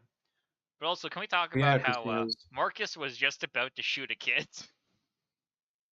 yeah, we have no reason to like him yet. I don't know if we ever will get a reason to like him. Not Um, really. There's like one or two scenes where we can sort of understand where he's coming from, and they're both very, very good scenes, um, for various reasons. But Marcus, like, kind of a piece of shit, and and he's probably trying to do the right thing, but he's kind of a hothead, much like Vi, right? He goes in and he immediately gets pissed off with Vander, so she tells him to go cool off. and now they're running away, and they fucked up his arrest or whatever, and he pulls out a fucking gun on like a 9-year-old. So Pretty crazy. he's very rash, and he makes very bad decisions when he's acting rash, which is probably true for a lot of young men, but probably not to that extent. That's pretty fucking extreme. I don't know about you, Andrew, but I have never pulled a gun on a small child. When I was a small child, I pulled a toy gun on my small child friend. Happened on numerous occasions. Well, you better be careful. That can get you suspended from school now, from what I hear. There was unironically a story in the news not that actually it was a while ago, but a kid threw an imaginary grenade and got suspended for violence. My gosh, what so stupid. Yeah. That I shit. think the big thing, if you want to convince anyone of small government, remind them that school boards are actually a form of government. Absolutely. Though to be fair, Absolutely. though to be fair, it's not representative of the kids. The kids don't get a vote. The kids don't get to vote. And Max, do you remember the like kind of nonsense that they made us go through in high school, like with all of their like all of those like school assemblies that they did, all of those like like there was there was one particular thing well two things that stick out to me, which one of them was like the whole like uniform blitz thing, which I never cared about uniforms, like I never cared not to wear my uniform and stuff, but like and they would like no, like the teachers didn't care either. It was only like the VPs were like, we're gonna go into your classrooms and stuff and like make teachers um exert authority that they don't care to have. Like, I don't know, humiliate you in front of everyone. Then on the other hand, you had I don't know, like maybe it's good to enforce uniform, but it was so cringy the way that they did it. Like you don't call it uniform blitz if you want to be taken seriously. Um, then the other one was like there was a I there was like one assembly that sticks out to my mind where one of the teachers it was like talking about like online learning and she just said like the a line that just really didn't come out right, and everyone laughed, and it was just nonsense. It was like, you guys are so out of touch. And the only reason why they did anything that they did was not because, hey, maybe this will be good for the students, but it was this is the school board's essentially wishes. This is the the like unions or whatever, or just like policy, and just we want to look good. We want to look good to the people who are going to be giving us money, trans, like the um, BAs or BScs in education, or whatever the freaking degree is called. Yeah. But anyways, The I ran problem too is, much. I probably went too I, I, too. I think it's a combination of a lot of it being like out of touch, or just people being dumb. I think a good chunk of it is just people being lazy as well, right? Instead of right, I remember they had that whole thing where they came in and say, okay, no physical contact at all, no handshakes, no hugs, nothing, because any physical contact could possibly be violent, and we don't want to have to bother working to distinguish. Yeah, absolutely. What was that during our time, or is this like a new thing? I don't That remember. was during our time. That was elementary school. Oh yeah, we couldn't do like handshakes and stuff.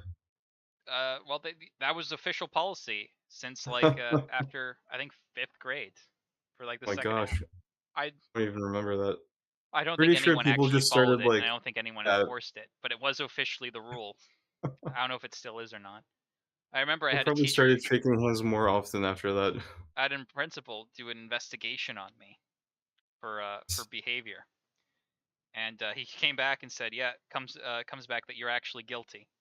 And I talked with everyone involved, and not one of them was talked to. Oh, dude, I remember that. Oh my gosh, I remember that. Yeah, Yeah, I have everyone was like yeah Malone, like what's going on?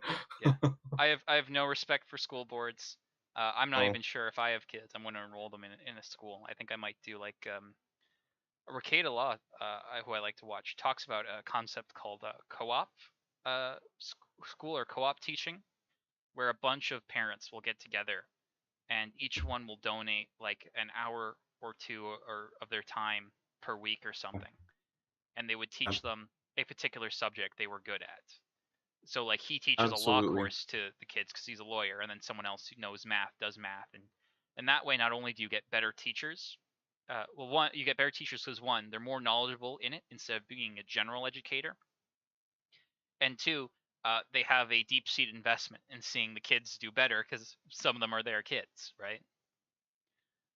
Uh, but you know, it's not feasible for a lot of people, but because schedules and whatnot.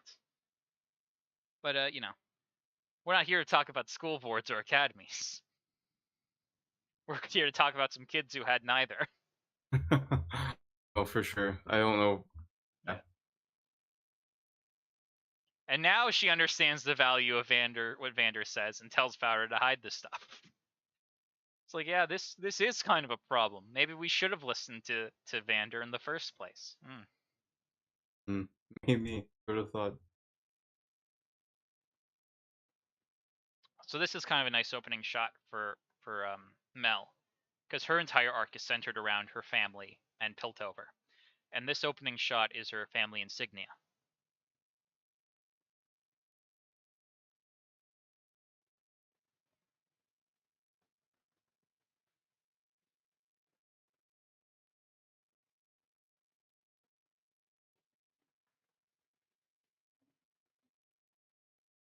And this scene kind of Well, tells them about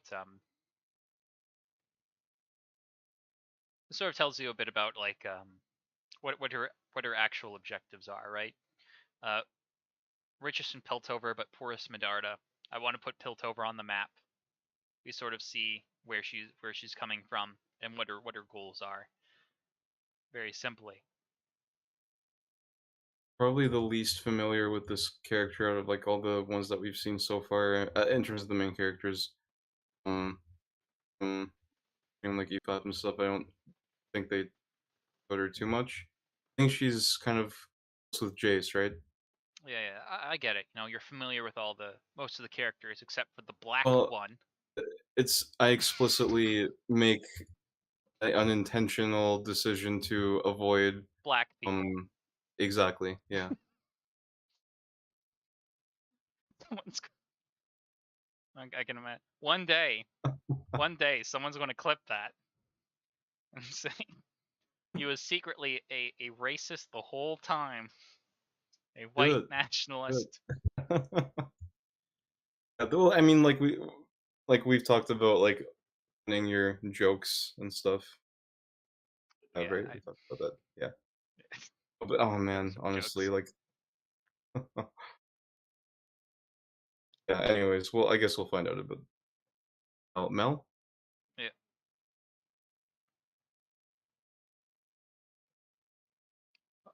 Oh, we know. Collapsible pocket wrench. Do you want a collapsible pocket wrench, Andrew? I really know we have as much tensile strength as a wrench.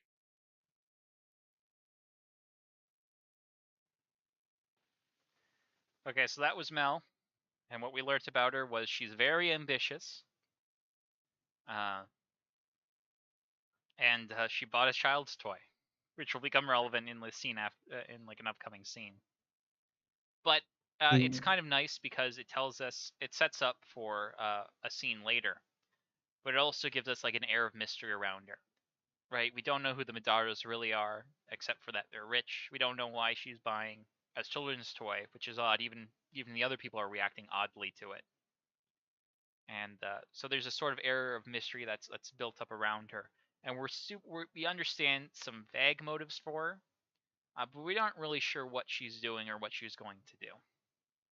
And then we cut to the Kieramans, who once again, a pattern here. At the top, we have the family crest, the two keys, and then we have the family here together, which is in contrast to Mel, who is separated from her family.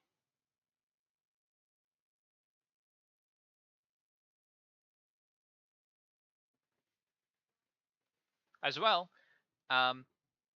if you remember in the first episode when Grayson comes down, she makes the comment, it was a Kiraman's workshop. And now we're finally getting revealed who the Kiermans are and why this was important when she said it.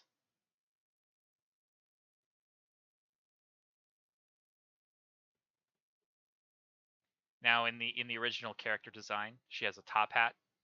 They are not giving her a top hat in the show, Okay, but they're yeah, letting that her would play with the be. top hat here. So it's a nice, like, here you go. But also, because I'm gonna want to talk about this later, probably in this She episode. an enforcer? She is an enforcer, right? Currently she is not, but she will be. Oh, okay. Because she's an actual child, Andrew. We don't put actual Oh, okay, child. okay, okay. Oh, gotcha. Yeah, line. I don't remember who's like Jace is older. I assumed Caitlyn was also older, but she's more closer to like Vi's age at this point, right? Yeah. Yeah, and as well, we're probably going to talk about the Kiermans a little bit later, but I think people give the Kiermans a bit too hard of a time, realistically, for what will happen. Uh, and so I think part of this is how they're talking about it, because Caitlyn's father is right now is sort of against them defending him, because their daughter almost died, and Caitlyn and her mom's defense is, Caitlyn's defense is, well, hold on, it's not like he deliberately put me in danger or did something to hurt me. Someone showed up and robbed him, and they blew up the place, and I almost got hurt as a result of their actions, not Jace's. And then her mom's want to make an argument.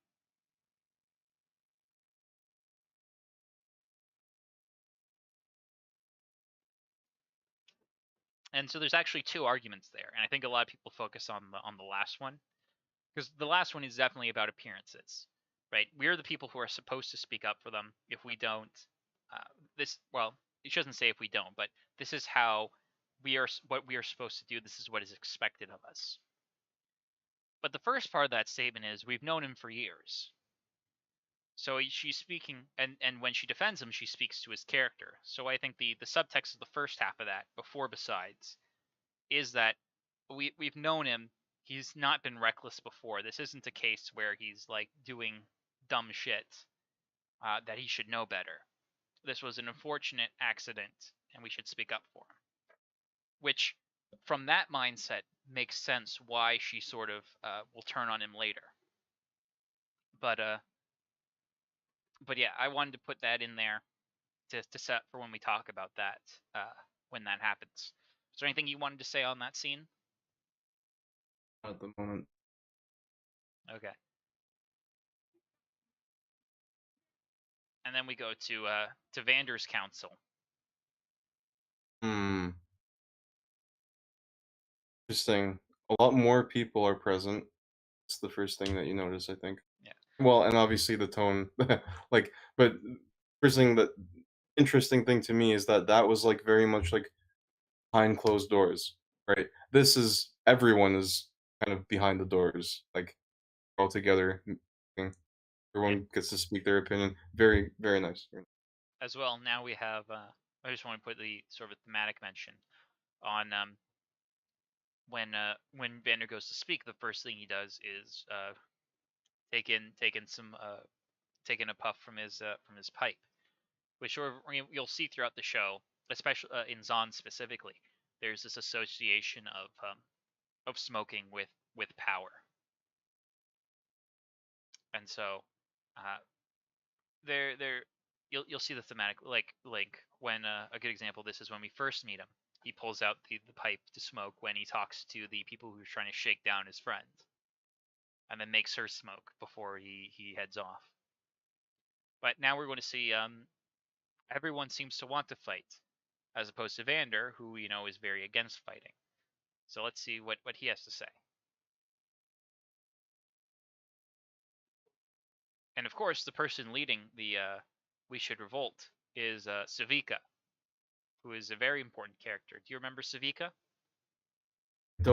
I know the name from later on in the show, but I don't remember if we've encountered Vika. Oh, We of encountered course not. Vika She's already? also black. Okay. We though? Sorry, it was too good of an opportunity. Really? Eh? Maybe you It should doesn't make quickly any sense. denounce racism in all its forms. Hey, I, not this time. Andrew, I want to be clear. I'm against all the bad things, and I'm only for good things. You may now I clap can't for I me. can't I can't commit to a statement like that. That's right. That's why you clap. You can clap for me for being both stunning and brave. For saying I'm against bad things and for good things. Now, obviously, I'm joking. And to be fair, Savika and Mel are both secondary characters. They're not a part of main cast. Have we met Savika in the show already? Yeah, we just met her. I can go back to where I know she's. here, but did we meet her prior to this point? Oh, no, we haven't. This is first Okay, time meeting okay. her, and it's a very important interaction because it will characterize the rest of Savika's character for the rest of the show. Good.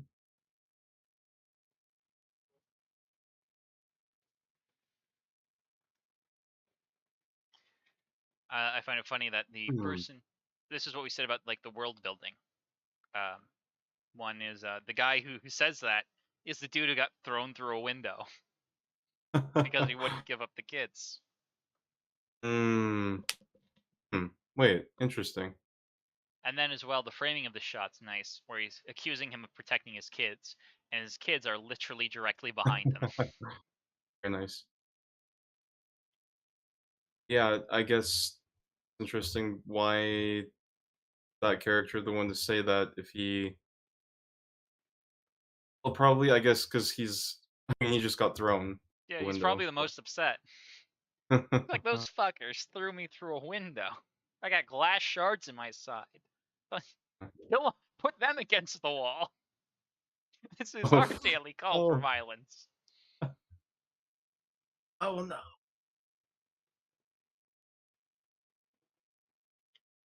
There's Gobbo Girl Hmm. from the first episode and will show up again later. There's Huck, and also this man gets a top hat, but not Caitlyn. Where's the justice? Wow. Hashtag pray for Harambe. Hey, I'm gonna say I approve of no top hats context.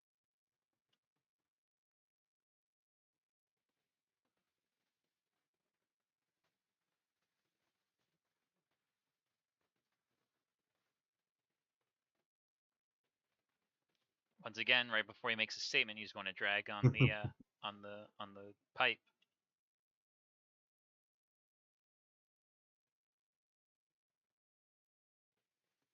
Oh, wow. Which you'll notice the guy who leaves with her, this dude who got thrown through a wall or through a window. Yeah. But yeah, and that Hmm. clearly sets up the divide. So Vika is representing those who want to fight, and Vander is on the we need to band together and wait out the storm.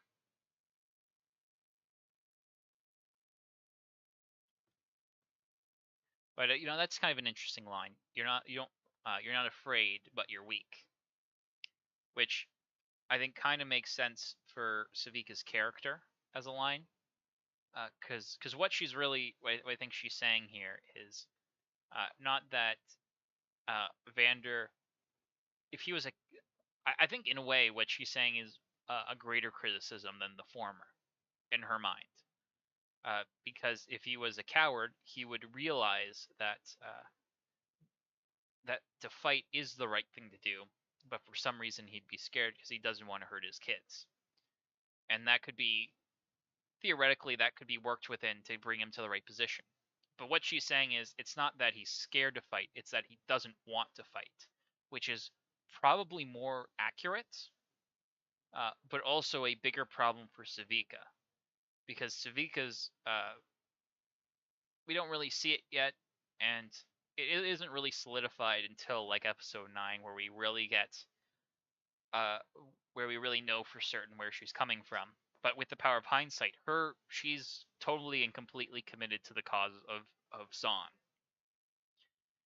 And so Vander, who is unwilling to fight, uh, is fundamentally useless to the cause and the goals and the dreams she aspires to, which is why she has no choice but to leave.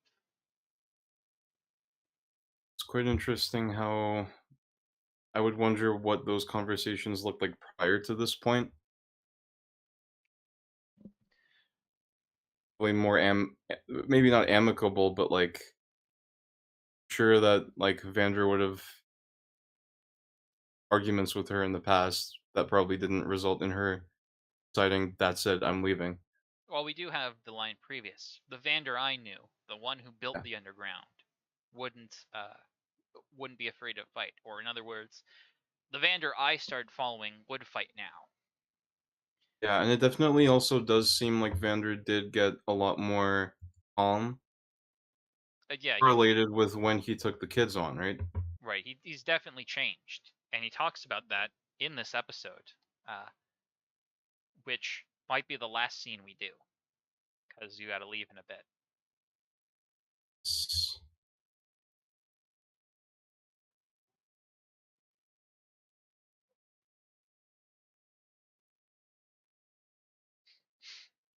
Oh no! Oh no! Oh no!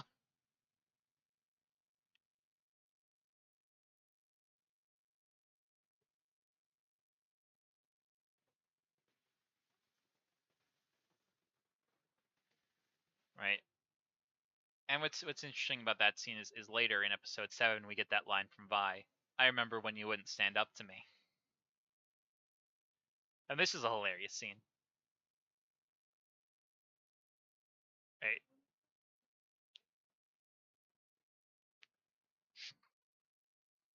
Oh, Only for the sharpest of minds, Andrew.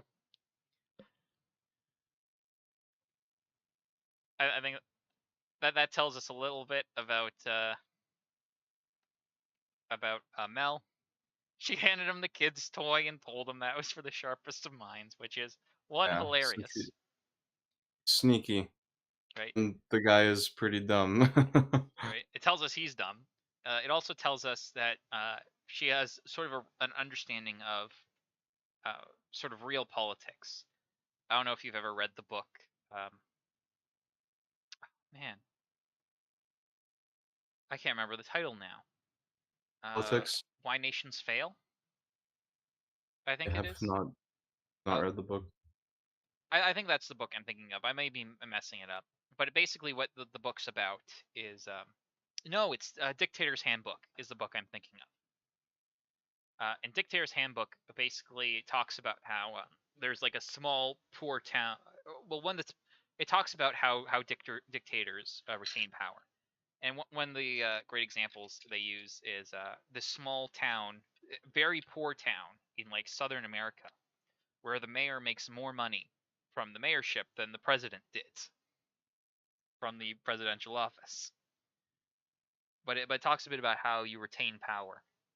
And basically, how you do it is you have a group of people who you do favors for, and those favors are traded for support. And this is an example of her doing that. She's given him something, and so now she's going to expect support back from him, which we will see later. But gives us an understanding that she's smart. She has a sort of a real politics understanding of how things are, as opposed to someone like Heimerdinger, who's sort of like has a very ideological understanding of politics. Um, and it also tells us that she's not above using some sneaky or dishonest means to achieve her goals. I mean, like, also, is it not a concern? Like, does it make sense for the leader to be that abysmally like this, or is it just kind of like he's tricked by this one thing, but he's not the smartest guy, but he's smart enough to have gotten to this. position Um, in other things because so if you want an actual political analysis, a leadership doesn't go to who is um, it doesn't go to who is most powerful or who is smartest. It goes to that to whoever has the most legitimacy. This is why dictatorships in Africa always have a high fail rate, as opposed to European monarchies, which were essentially dictatorships, but didn't have that same fail rate because of how the leaders drive their legitimacy. Uh, Heimerdinger is head of the council because he's been head of the council for the past 300 years, and so no one's going to. He's essentially his own institution, and it's sort of very hard to get rid of these sorts of institutions, or that you would really want to. Right? At the end of the day, they all vote on what they have, on whatever legislation or rules they're trying to pass. And so as long as Mel gets like 2 or 3 other people to vote with her, it doesn't matter what Heimerdinger says. oh, but it's not Heimerdinger, it's the dumb guy that she gives the toy to. Oh, are you asking why he? I thought you were asking why Heimerdinger would be on the council. No, no, no, no, no, because no, I said someone who's like dumb. Like Heimerdinger is obviously smart, but I mean, Oh, did okay. that like These positions guy are with the toy hereditary. get hereditary? Well, some of them are, some of them aren't. Uh, Heimerdinger has his because he's head of the council or whatever. House Talus gets upgraded to the council because he works on Hex Tech, and so that's the House Talus chair because of Hex Tech. So we don't know how they got their chairs, but it's not unreasonable to suggest that some of them may be hereditary. We do know that that particular character is a merchant and a very powerful merchant. So it may be the case that he's very good at some sort of something related to merchanting, but not in sort of in other ways, right? Okay. We all I think we've all seen an example of someone in a position of a high power who may or may not be good at a particular task, but is kind of generally kind of dumb. Uh, Yeah, Here's an example: fucking school boards. absolutely. Right? You can have heads of school boards that are fucking dumb. Episode Like should be titled "How School Boards." What school board? What Arcane can tell us about school boards or something. maybe, But maybe I'll do a video. do like a video essay with like the video essay voice. Uh, but that'll be next episode. Our call to violence will be against people who work at school boards. Put them against The the wall. teachers, just execs. Just the execs. All right, let's see how Jace's trial goes. Yeah.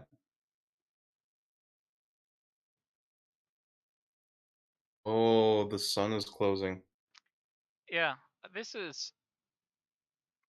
You have any thoughts on why they would do this for like thematic I reasons? mean, I don't know about thematic, but in terms of like world building, like it seems to me to be purely like intimidating you. Like you're screwed. Like you're humiliated. This is your trial.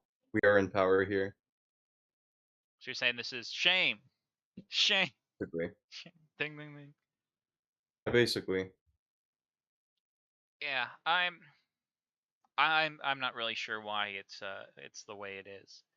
There's stuff I could comment on, like it's a round table. There's like the obvious uh among equals and then first among equals. Um it could be like a concept of like you're being highlighted so you understand the importance of what's occurring.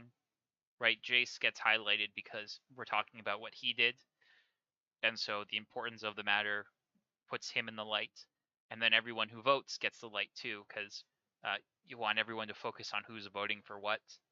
So and so they have to take into account and understand the importance of their position. but that's kind of me just spitballing and hypothesizing.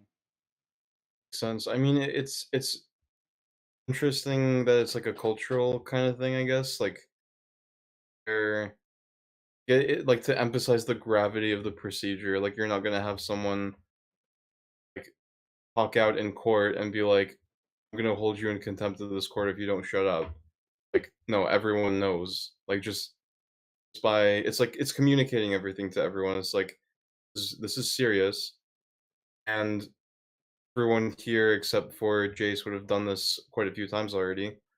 So it would make sense that it's mainly for the defendant's benefit, if you can call it a benefit, but also, I guess, just for everyone to kind of hold each other accountable as members of the council. Yeah. Could also think Cool. of I it. like it. I'm just trying to spitball some thematics. It could be that, from the Zon perspective, everything they do is kind of in darkness. They don't have any access to the council or any voice or seat on the council. And then, as well, from the council's perspective, all the people who are affected by their decisions are hidden in darkness, so they can't really see the impact of the decisions they make. But once again, that's sort of me just theorizing. Uh, yeah, let's see how it goes.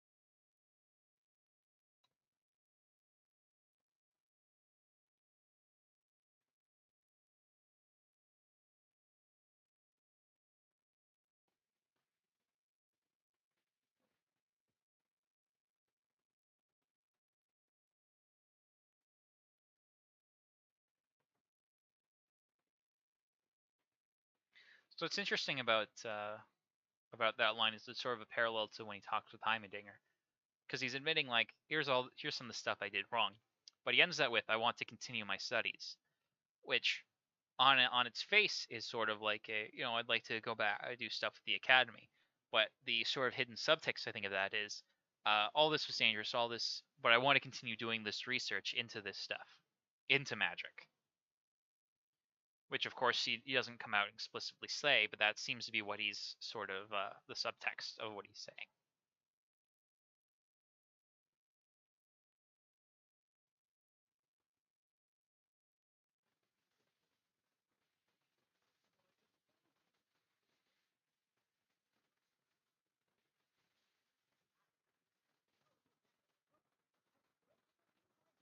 And this is a scene we sort of get everyone's priorities when they're analyzing these. It's interesting that Heimerdinger defends him.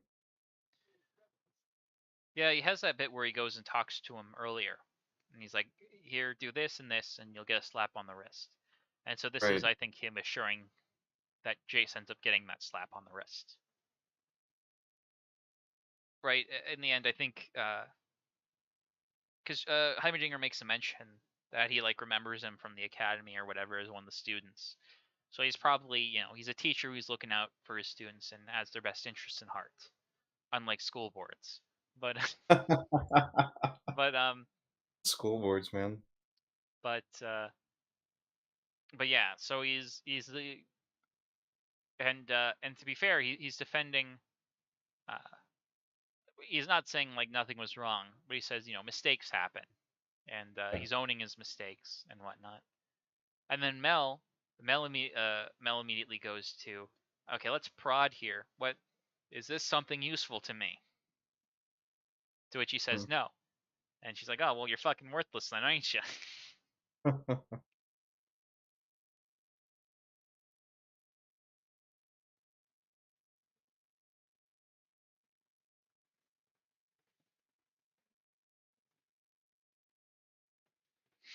And there he is trying to get the thing to work. I'm sure this will end very. Oh, whoopsie daisies. Oh, rip. There you go. One job! Heimerdinger like, oh, wait. And it's interesting because they focus on Jace, right? Or not Jace, Victor when he says that. At his reaction, where he's like, hold on a second. He looks a little. I don't know if I can skip back to it, but he's clearly somewhat interested, which sets up for what happens later.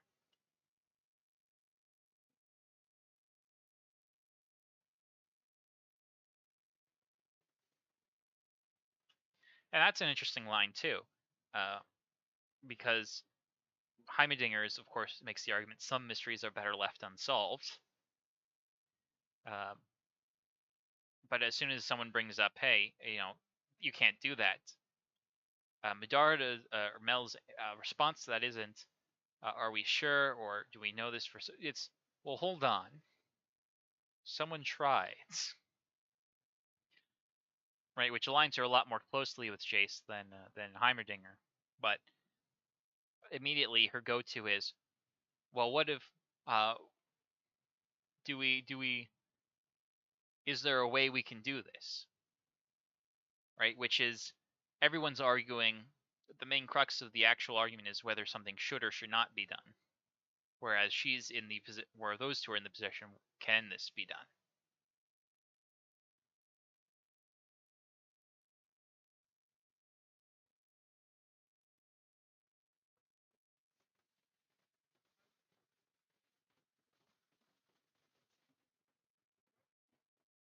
Once again, we got a close-up of Victor.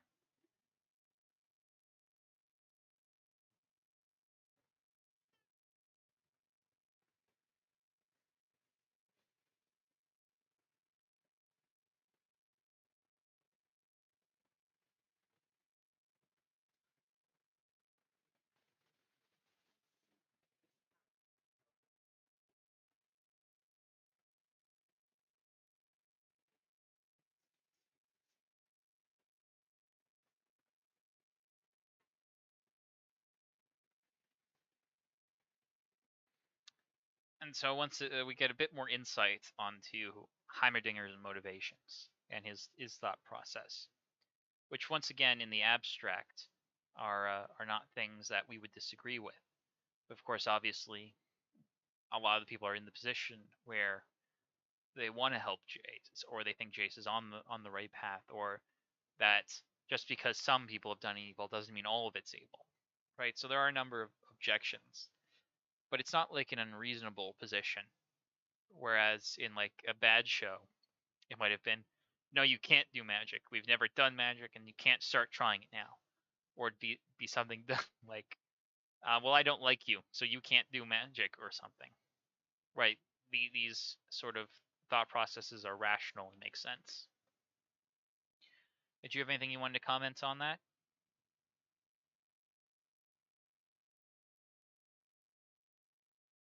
Andrew?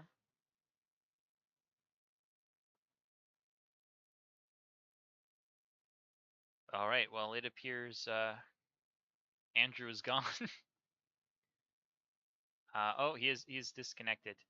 And it makes sense. We're kind of at the. Can Oh, you hear you're back. me? Okay. Yeah, I was talking and I'm like, oh, Max just okay. I guess he has a point, and I'm like, wait a second, can you hear me? You can't? No. Okay. Well, I'm back now. Okay. We have like 9 minutes before 11, so I'm guessing 7 now. So you have to get going. So My meeting was canceled, so I don't know if you want to keep going to like the halfway point or something, or do you want to wrap up after all? Either way works for me at this point. well, let's keep going then. Uh, Cool. let's do. We'll make it to the middle of Jace's vest. Yeah, I'm looking at midway. Let's do up to the Silco scene, Oh, because cool. there's a lot there's a fair bit I wanted to say about that. So we'll Cool. do it there, and then we'll call it a night, and we'll shill shit. Cool. Sounds good. Okay, so yeah, I haven't heard anything from you, uh, from like the trial portion after we talked about the lights. Okay. Yeah, I So don't remember what what I would have said. all right, is there anything off the top of your head you want to make a comment on?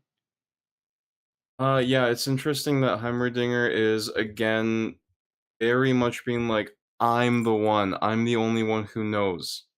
Right? I'm the only one who carries this burden. It's like, okay, uh, sure, yes, but don't just say, guys, believe me, it's legit, but explain what happened. Like, can we not learn from what happened? Can we not figure out why those mistakes were made? Like, like maybe Jace isn't necessarily the guy to do it, but like you shouldn't just be like straight up like, no, it can't happen. Like, let me tell you when it happened, or did it happen multiple times and it failed every time? Okay, let me tell you why it failed the first time, the second time, the third time, etc. Like, he doesn't seem to actually provide any like specific reasoning other than like everyone trusts him like de facto, like just like by because of all the things that you mentioned about his legitimacy, his trust, but and I guess like Vander is also kind of closed off about his specific plan about his deal, Yeah, but if I guess was what if I was an advocate for a Mr. Loose E Fur, uh, I would argue 2 points.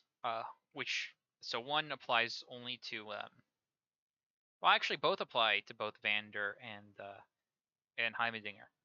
Well, one because we know the lines from Clock Dude about how my race was nearly destroyed by it.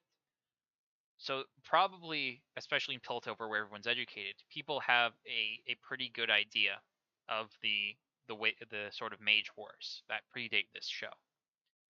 Um, so it's so from their perspective, from a world building perspective, this might be like Heimerdinger saying, "Well, that's what the Nazis did," and while no one ever explains it, we all kind of know what people mean when they say that. So that would be my first argument of defense. And then my second is, I don't like saying the T word because it's overused all the time when talking about this show. But a trauma. Just every time anyone talks about it, it's every fucking sentence. Hmm, But not familiar enough with the meta. okay. But both Heimerdinger and Vander went through this horrible fucking uh, these horrible fucking situations that were terrible and scarring. And it makes sense that they wouldn't want to talk about it, right? If you're a person who's gone through something horrific, uh, it's very difficult to talk about what happened, right? Usually, when someone goes through that, you take them to therapy, and then even there, it takes them a long time to open up about what happened. So these both Vander and Heimerdinger are already going to be predisposed to talk about this the least amount possible. Hmm. And then add on top of that everyone already has somewhat of a familiarity with the topics they're talking about. Um, they may not feel the need or the desire to explain further. But two, which is kind of interesting about this scene in relation, because Jace is on trial here, but the flip side in one of the later episodes where Jace puts Heimerdinger not quite on trial, but they have him retired from the council. And uh, right, what's happening here is Heimerdinger saying, "You don't live as long as I do. I live a very long time, and so I understand these. I understand things that you are not capable of understanding because of your limited time span." And on the flip side, when it's Heimerdinger in the hot seat, Jace's argument is, "I have a limited time span, and there are things that you can't understand because you don't have this limited time span." One could even say, Andrew, that is a story of opposites. Wink, wink, nudge, nudge. Uh, any final thoughts you had, or should we start playing?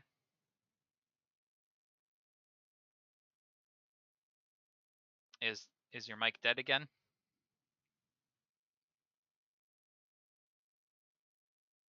I oh, Back. We're back. We're back. oh, I hear you now. Hey, hello. Yeah, Uh, I don't have anything to add. okay.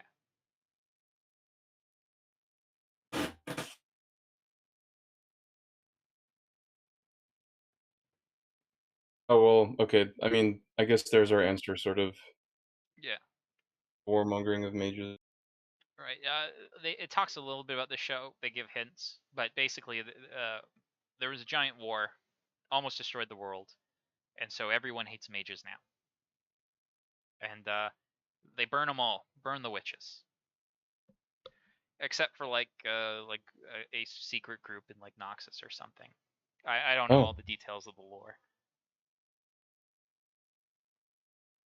Right, and once again, despite everyone giving Kiraman shit, she looks genuinely concerned when they say that they're going to banish Jace.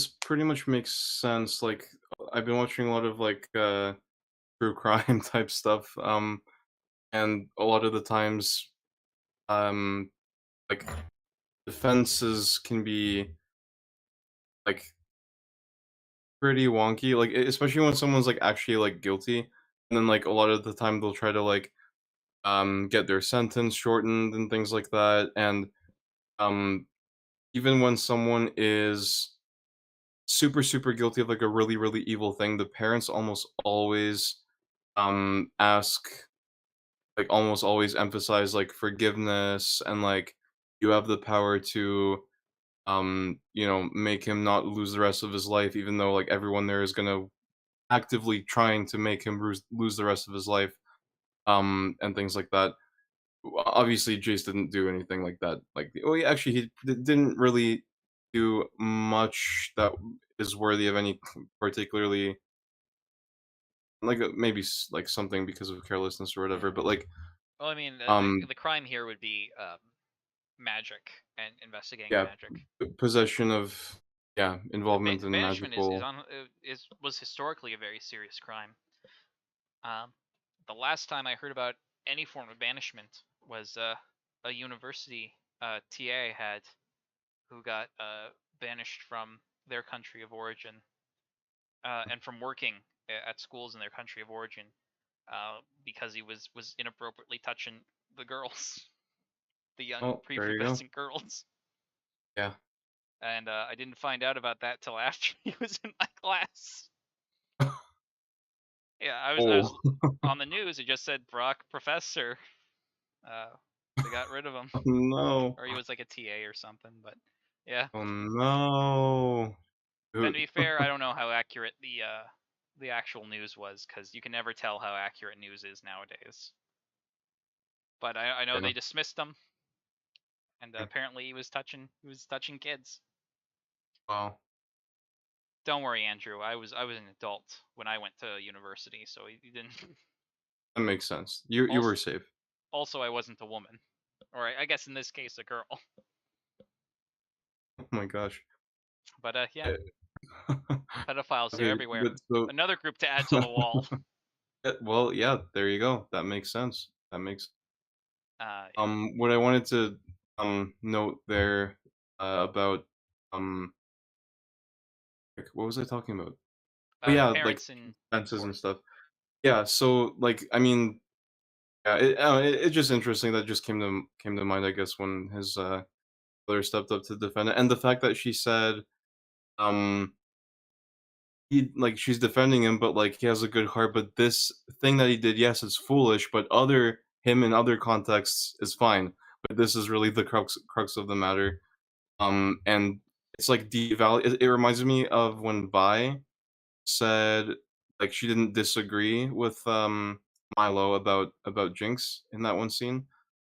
I forget the exact line, but it was like, oh, she always screws up or whatever, and Vi was like, yeah, but everyone makes mistakes, or something like that. It She's wasn't like, young. no, she didn't do it. Yeah, yeah. It kind of reminds me of that. It's like Third Base is like focusing on his work, the thing that matters very much most important to him, and that's his mother that's Yep. defending him. She is there saying he is good, but despite of his work, not in unison with his work. That's maybe quite a blow, Yeah, and I would he's going imagine. to take it about as well. Yes, about Wow. enough. Probably a Makes little sense. worse actually. Hmm. But yeah, it's a very it's a pathos-driven argument. But it's going to help.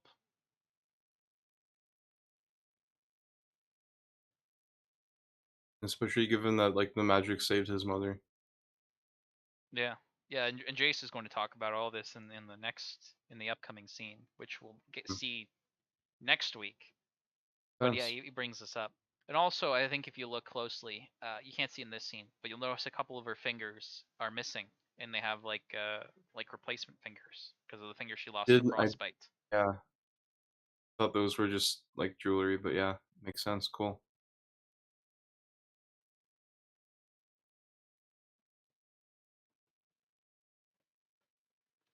First time I heard that, when he said X, I thought he was going to finish with cuted. Lesser sentence may suffice. He'll be summarily executed. Very well. Death by exile. So I hear this. I was thinking, like, wait, second, wrong way, wrong way. And then he was expelled. I didn't know you could get expelled from university after you were already graduated, but there you go. Well, but it's from his academic status. It's like Yeah. And to be fair, the actually, academy. you can. Uh, a university can revoke your degree for a number of reasons. Oh Uh, shoot. Not all of them good. Um, Mm.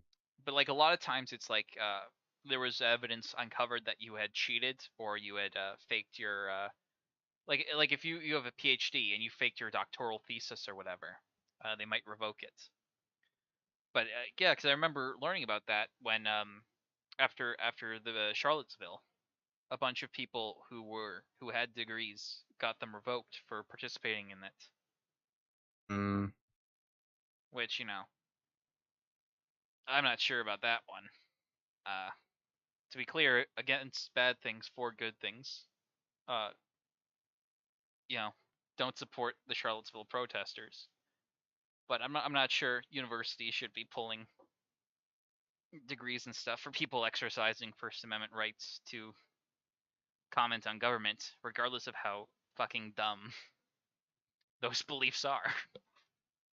Yeah, I'm not super familiar, but like I definitely agree on the especially given that like universities like the the point of universities is kind of supposed to be like, hey, here's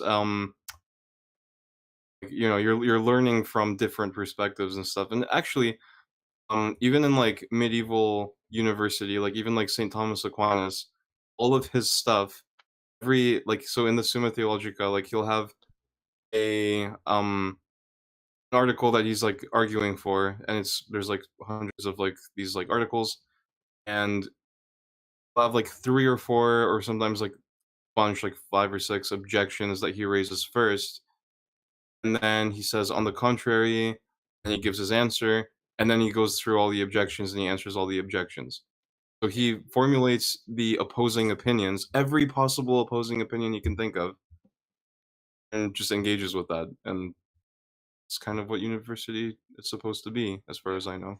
And I just think because pretty much most of the positions we hold now were once extreme positions held by people who weren't in power.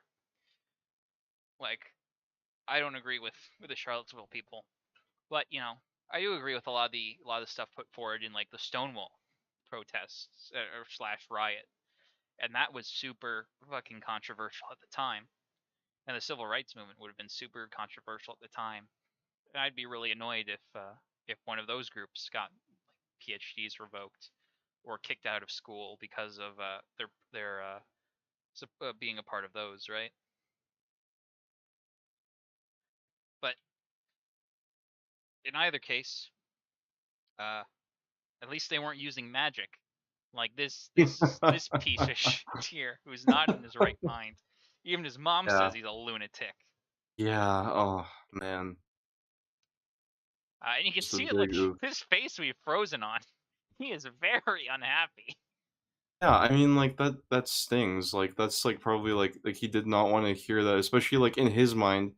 He's probably immediately thinking of like sorry, but like a lunatic for engaging with like the stuff that saved your life.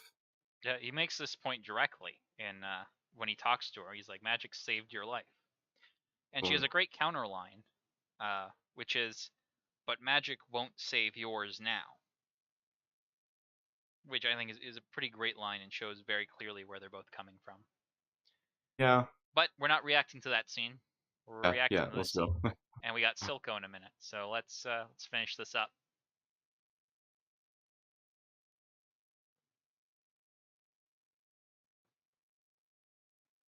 Right? Once again, despite Kierman getting tons of shit from everyone, first one to raise her hand.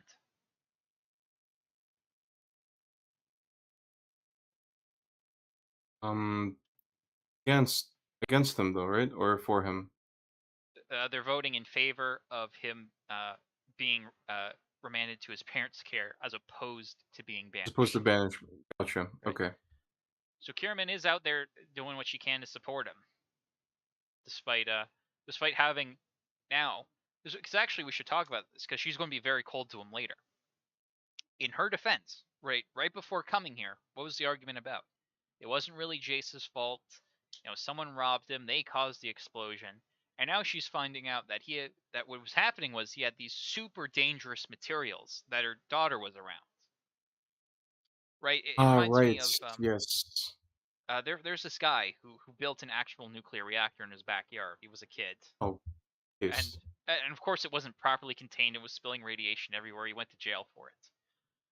But like, could you imagine if you had a kid and she was hanging out with this person who you've hired to tutor her, right? And he brings her to his compound or whatever. To It to would be his nukes. where he has like a nuclear generator that's not properly kept and spilling radiation everywhere and super dangerous, and then it fucking explodes because it isn't kept under proper lock and key. Like, Yeah. It's I, like, what exactly did you expect to happen? like she has a Absolutely, it lot of makes sense. good reasons to be real pissed at him right now, Yeah, absolutely. right? So I see what you mean. It does make sense for sure. Like this is no joke what Jace was involved with, even though I right, don't know, he, I'm probably more I would probably lean more towards Jace in this case just because I mean you have aptitude for studying something, I think, like notwithstanding that like some technologies I would prefer didn't exist, I mean, I think well within his rights to investigate and to study that. Um, yeah, I don't know. I mean, it's one of those situations where like everyone has a very reasonable thing to say about the situation. right. And I mean, from her, I think the issue that she's going to have isn't that he was studying magic. Um, it's well, one, he's studying magic with their money, and they probably were not aware of Oh. this. Right. So Hmm. one, that's super dangerous for them because that But affects it's their standing. But that stated that it's like their like investment of his work, or is it just yeah, he has that working of his line when they're own coming to his apartment, and he says, "Careful, that's your parents' money you're dropping." right? Right. So not only have they been made an accessory to a very like a super like a very important crime. It's a violation of the ethos, which clearly is a high priority crime if they're giving out banishments. Right. So they've been made an accessory to a crime. They've made their daughter a direct accessory because she's bringing stuff that is necessary for him to do this research. On top of that, these things are they're massive fucking explosives that apparently can go off if a person touches it wrong or doesn't have any understanding of it, much like their daughter does. And it's clearly not kept in a safe enough location that just random people can get access to it. Like, this is an incredibly dangerous position that they've put both them and their daughter in. They have every right to be really upset about this. And despite all that, she still does like well, we're going to help him out of banishment, right? I think she's doing a lot more than a lot of people would do in her situation. I think she's being uh, adequately generous with her forgiveness at this point. Yeah, makes sense. Right. And then after her, we get Mel, and I think we all know why she's voting yes. She wants the Hex Tech, right? Which he wants him around, basically. Yeah, she wants to take advantage of his abilities, right? She was super interested in, like, has anyone ever tried? Hold on, I need something to put Piltover on the map. This might be it. So now they only need one more person. They're one short of a majority. You want to guess who's going to vote for it? I'm not familiar enough with each of the council characters, so I'll, let's well, find out. here I'll play it, but here's the would-be hint. Mel set up at the beginning to make sure she had an extra votes. There we go, the merchant. He wasn't even paying attention. He's like, sure. He's playing with his little child's toy, and he looks over at Mel. It's like, hey, you remember that present I gave you? Right? Rules for dictators. Dictator's handbook. And then, and there you can see it a bit clearly, the frostbite fingers that she had to have replaced. But yeah, and there, I assume that that was like jewelry, but that makes sense that that I guess it's like a is it a prosthetic? yeah, I guess it'd be prosthetic. Neat detail.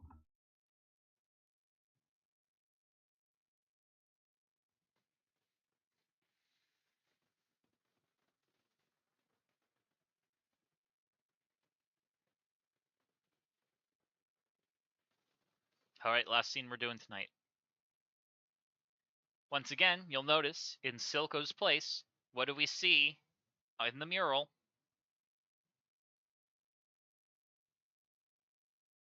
The answer is crab, Andrew. Unless your mic is I see it. I see it. right. Once again, Silco loves sea creatures, I thought he particularly loved sharks. sharks. This is a crab, Max. This is clearly not a shark. This is the peak of evolution. Yeah, evolve to crab or return to monkey. Those are your two choices. Yeah. But no, once again, we get Silco loves sea creatures. And this is, I keep telling you, Andrew, this is the most important thing you have to remember for the show. You love sea creatures, specifically sharks. Yeah, but this isn't a shark, Max. No, but it This is is a sea creature. He loves all the sea creatures. Sharks are just his favorite. Actually, I don't know I'll, if sharks are his favorite. He loves sea creatures, and sharks a sea creature.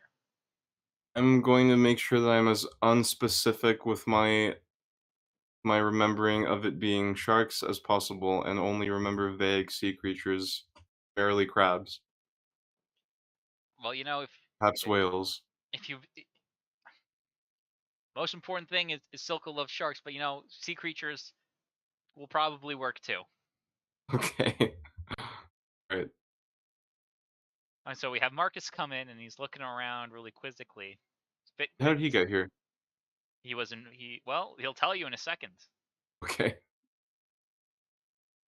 And we have the step on that. That's all like fucking shimmer shit. Oh. You see it growing out of the labs where they make it. It's not really super clear what exactly it is. Oh. Though it's sort of implied that shimmer it's a chemical compound, but it's made through a like genetic process. So Oh, neat. So it's like an organic synthetic of some yeah, sort. yeah, Oh, cool. Really like the look of almost plant-like coral reef looking. yeah. They have the regular plants, but as well they have these weird pink and purple plants. I have difficulty telling the difference between pink and purple, uh, so I can't actually tell which Oh, would. it's like it is of both a Okay. cross between pink and purple. And there's right, and this is a great shot too. He comes out from the darkness, and spreading out from around him is these like tendrils of shimmer. This is Silco coming out. Yeah.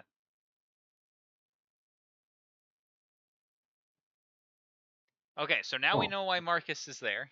Silco okay. invited him. Yeah. But So oh he must have. This is like he did his kind of like roundups, his like investigation from before. Then he left, and then he came back yeah, because of the this is like invitation. a different day. So, He but goes and bullies he on for essentially from 5 to 9, then goes home. essentially left from like thing essentially gained like nothing from his initial investigation, like his from his initial roundup, like Yeah, chased the kids and then they got away and then I guess he left. yeah. Seems like it. Yeah, He went. He bullied some people. Nothing. Got nothing out of it. Went home and got an invite. Now I yeah, really like.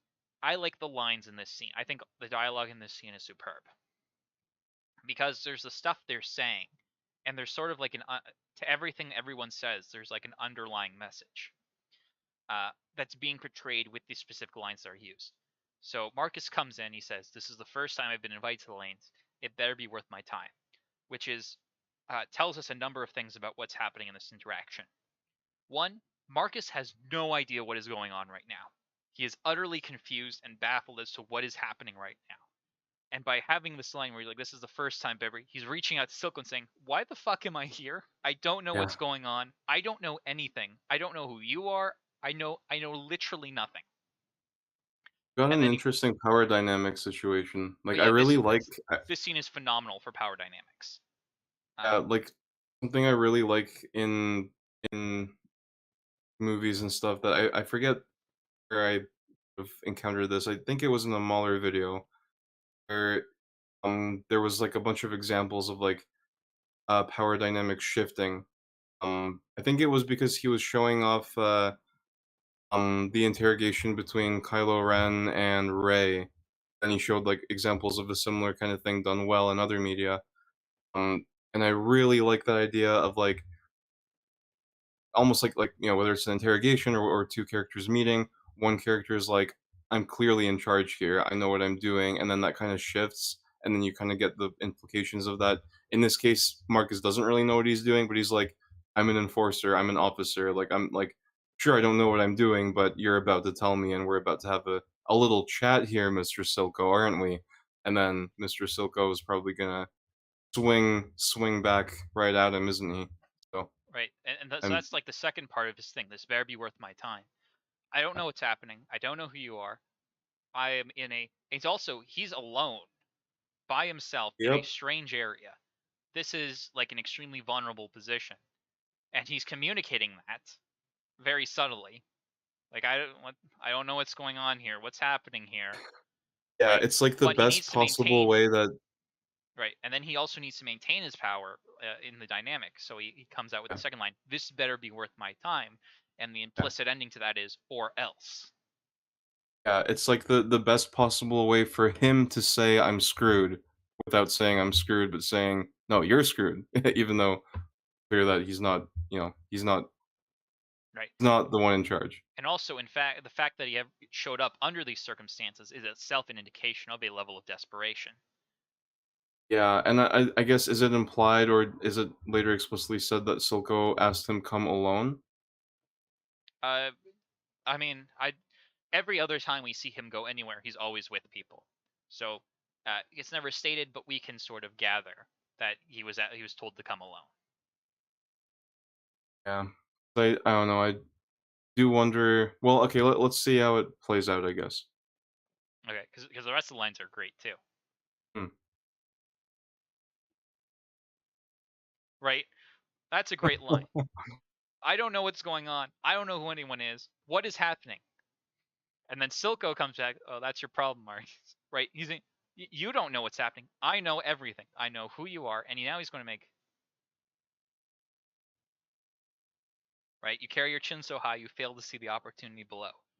Right? What Silco is doing in this scene is Marcus is saying, I don't know what's going on. I lack information and am in a vulnerable position because of it. And Silco's responding with, I know you don't know anything. And I know you know nothing. But I know everything about you. I know who you are, and I know your characteristics. I know everything, you know nothing. And you can see, as soon as he says that, uh, I'll, uh, I'll minimize it, right? right? Look how his eyes go wide as soon as he hears that. Marcus had no idea. I know things about you, and I know who you are, and you don't know that I know things about you, but now you do. Which is probably a little complicated way of saying the subtext. But what's happening is Silco is demonstrating the gulf of difference between his knowledge and by extension his power, and Marcus's knowledge and by extension his power. Right? Yeah. Anything you want to add? Just really interesting how he walks in confidently despite kind of being at a loss. Now just kind of like seeing just how much potential that loss has. Like look at his eyes. Yeah. Silco's genuinely scaring him. He's like, "Oh no, I may have made a huge mistake here." Yeah.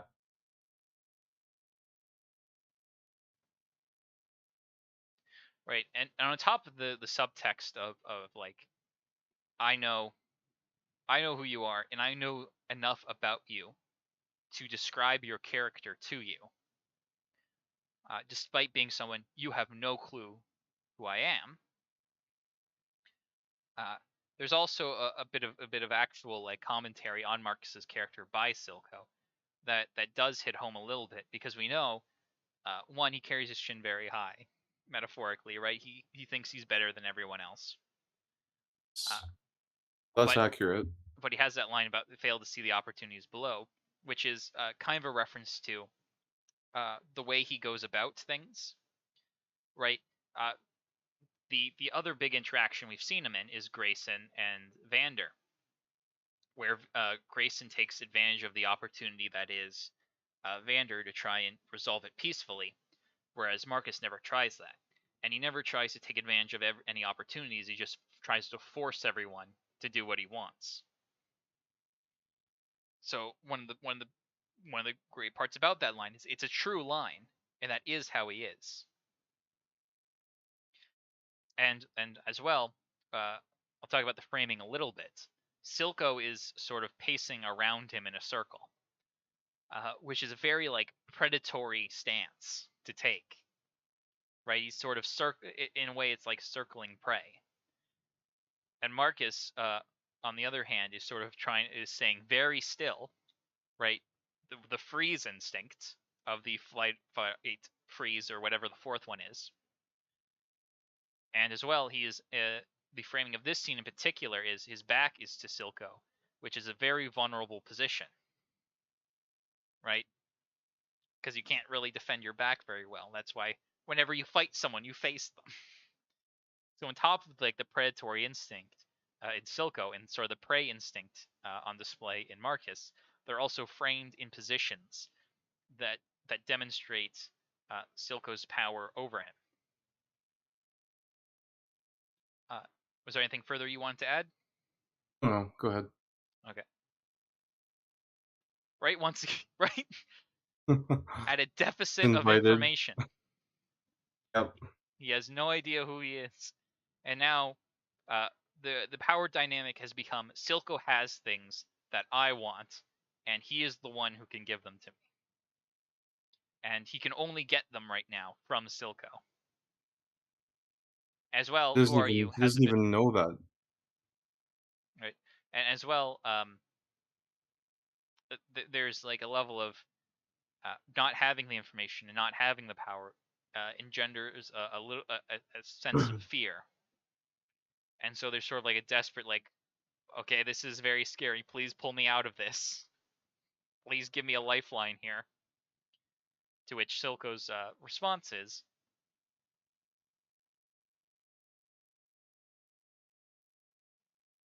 Okay.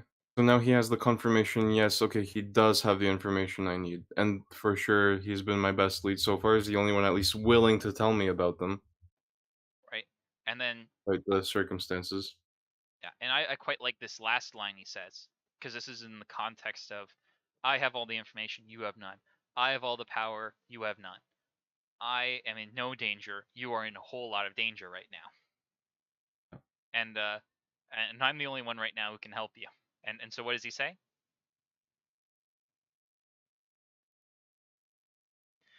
Which is Silco, like the subtext of I'm about to make your day is, All right, I've scared you enough. Don't worry.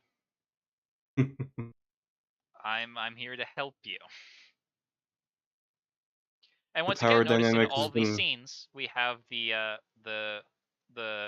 hmm, disease die facing him at all times. yeah, it is interesting. Just face him with it. And it is interesting too that he's like, okay, I've established the fear aspect. Only now will I kind of like let you in on you could gain from this. Right. Now that I've Silco came out, he a number on T-posed you. to assert dominance. Yeah, yeah. And where are we at? Okay, it's 11:30 right now. We could do the scene. Uh, next scene is seen with Jason and his mom, which we talked about a bit earlier in the episode. Do you want to do that one, or do you want to call it a night?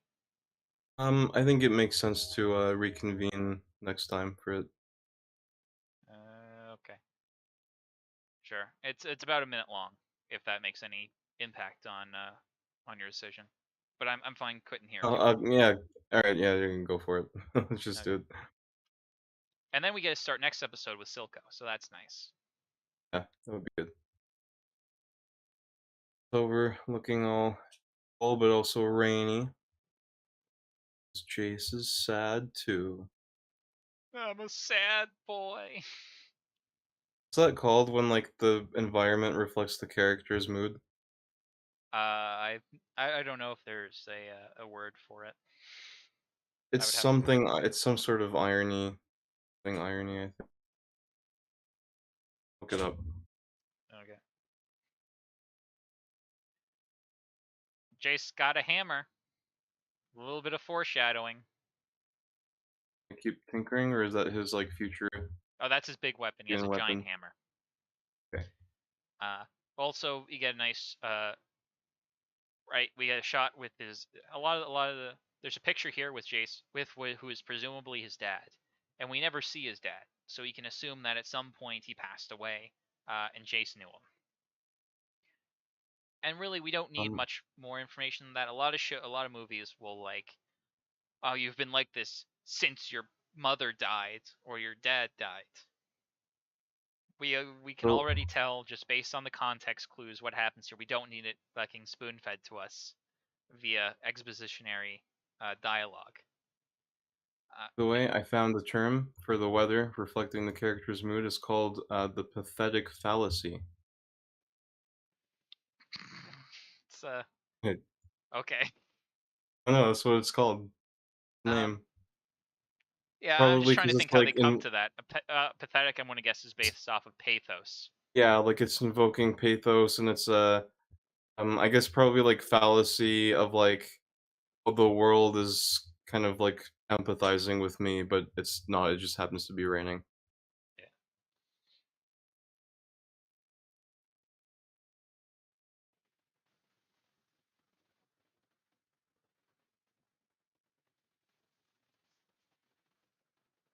Go. Magic saved your life. And it won't save yours now. Right? So once This is again, we have true. Like, yeah, she like it's very clear where they're coming from. Jace will talk a bit about why he's going to be so mad about this, but her position is very clear and very understandable. You were in danger, throwing some concept of a scientific achievement under the bus to save you. Yeah, that's probably worth it to me, right? and I like, mean, it's not like the science is going to be offended.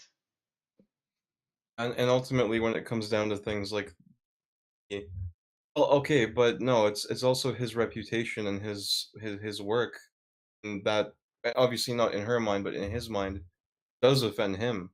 That's It true. offends like what they've been through. What like as he said, it's magic saved your life, and it also makes equal sense though that for her it's like ever like get past that like her here the something another day we don't know what yet like you're like sure that we're in this situation. I said those things and that you're not banished. As well, it's more meaningful to Jace than it probably is to her, right? Most parents No, well, pretty much every good parent uh, is fully willing to sacrifice themselves for their kids. Right? It's one of the big changes that every parent sort of talks about when they have kids for the first time. So in her mind, you know, saving him from banishment is probably more important to her than directly more important to her than the magic that saved her. Right? Especially since we know from the picture and from the context clues, Jace's dad isn't around, so she's like the only one she has and cares about. So from her perspective, this is like a very minor concession for a very major gain. But Jace, as we'll find out, doesn't see it like that.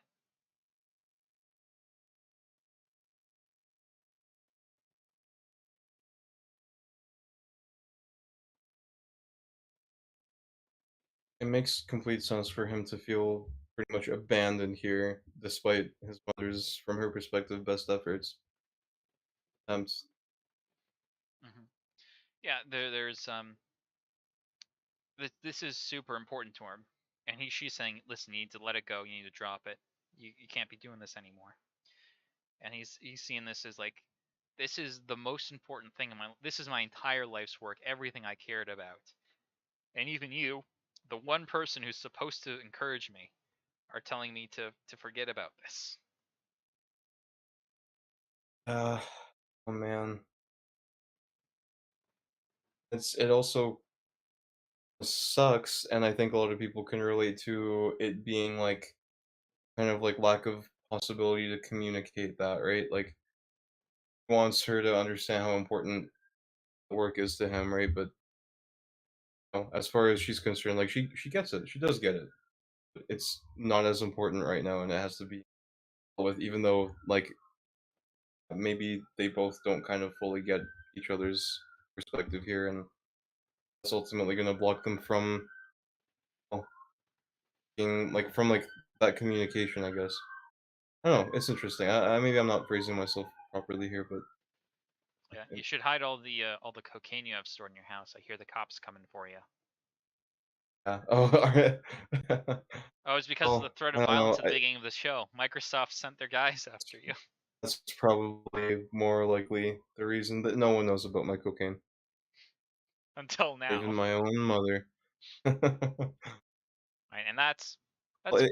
it's under pretense of a joke, so no one knows still. They think it's a joke. Well, you can actually bring jokes in a trial if it's relevant. There was a lady who wrote like a book on how to murder your husband. Thing is, she did actually murder her husband, so Oh this was brought in as no. evidence.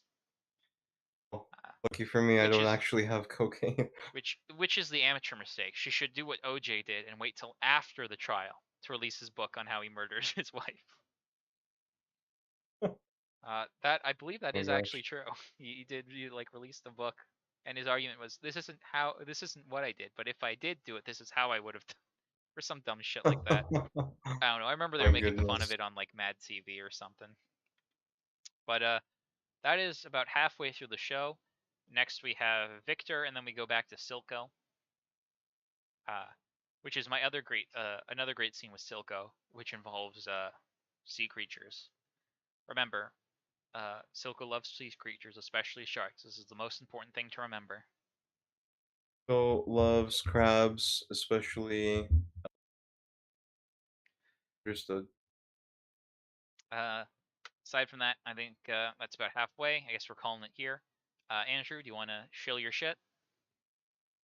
Um yeah, you can join the Air Obscure closed beta. You can subscribe to my YouTube channel, Wishlist Air Obscure on Steam. You can look up the Dragon Slayers. Um, follow me on Twitter. Probably at All right. As for me, obviously there's this channel. You can also go to my website, www.maxgang.com. Also linked in description. That contains links to everything. It has all my links. It has 3 short stories up. and has like quarterly reports and stuff like that, and as well as a couple of other tidbits. But yeah, that was us talking about Arcane, season 1, episode 2, first half. Uh, Thanks for everyone who was watching. We'll see you next time. Until then,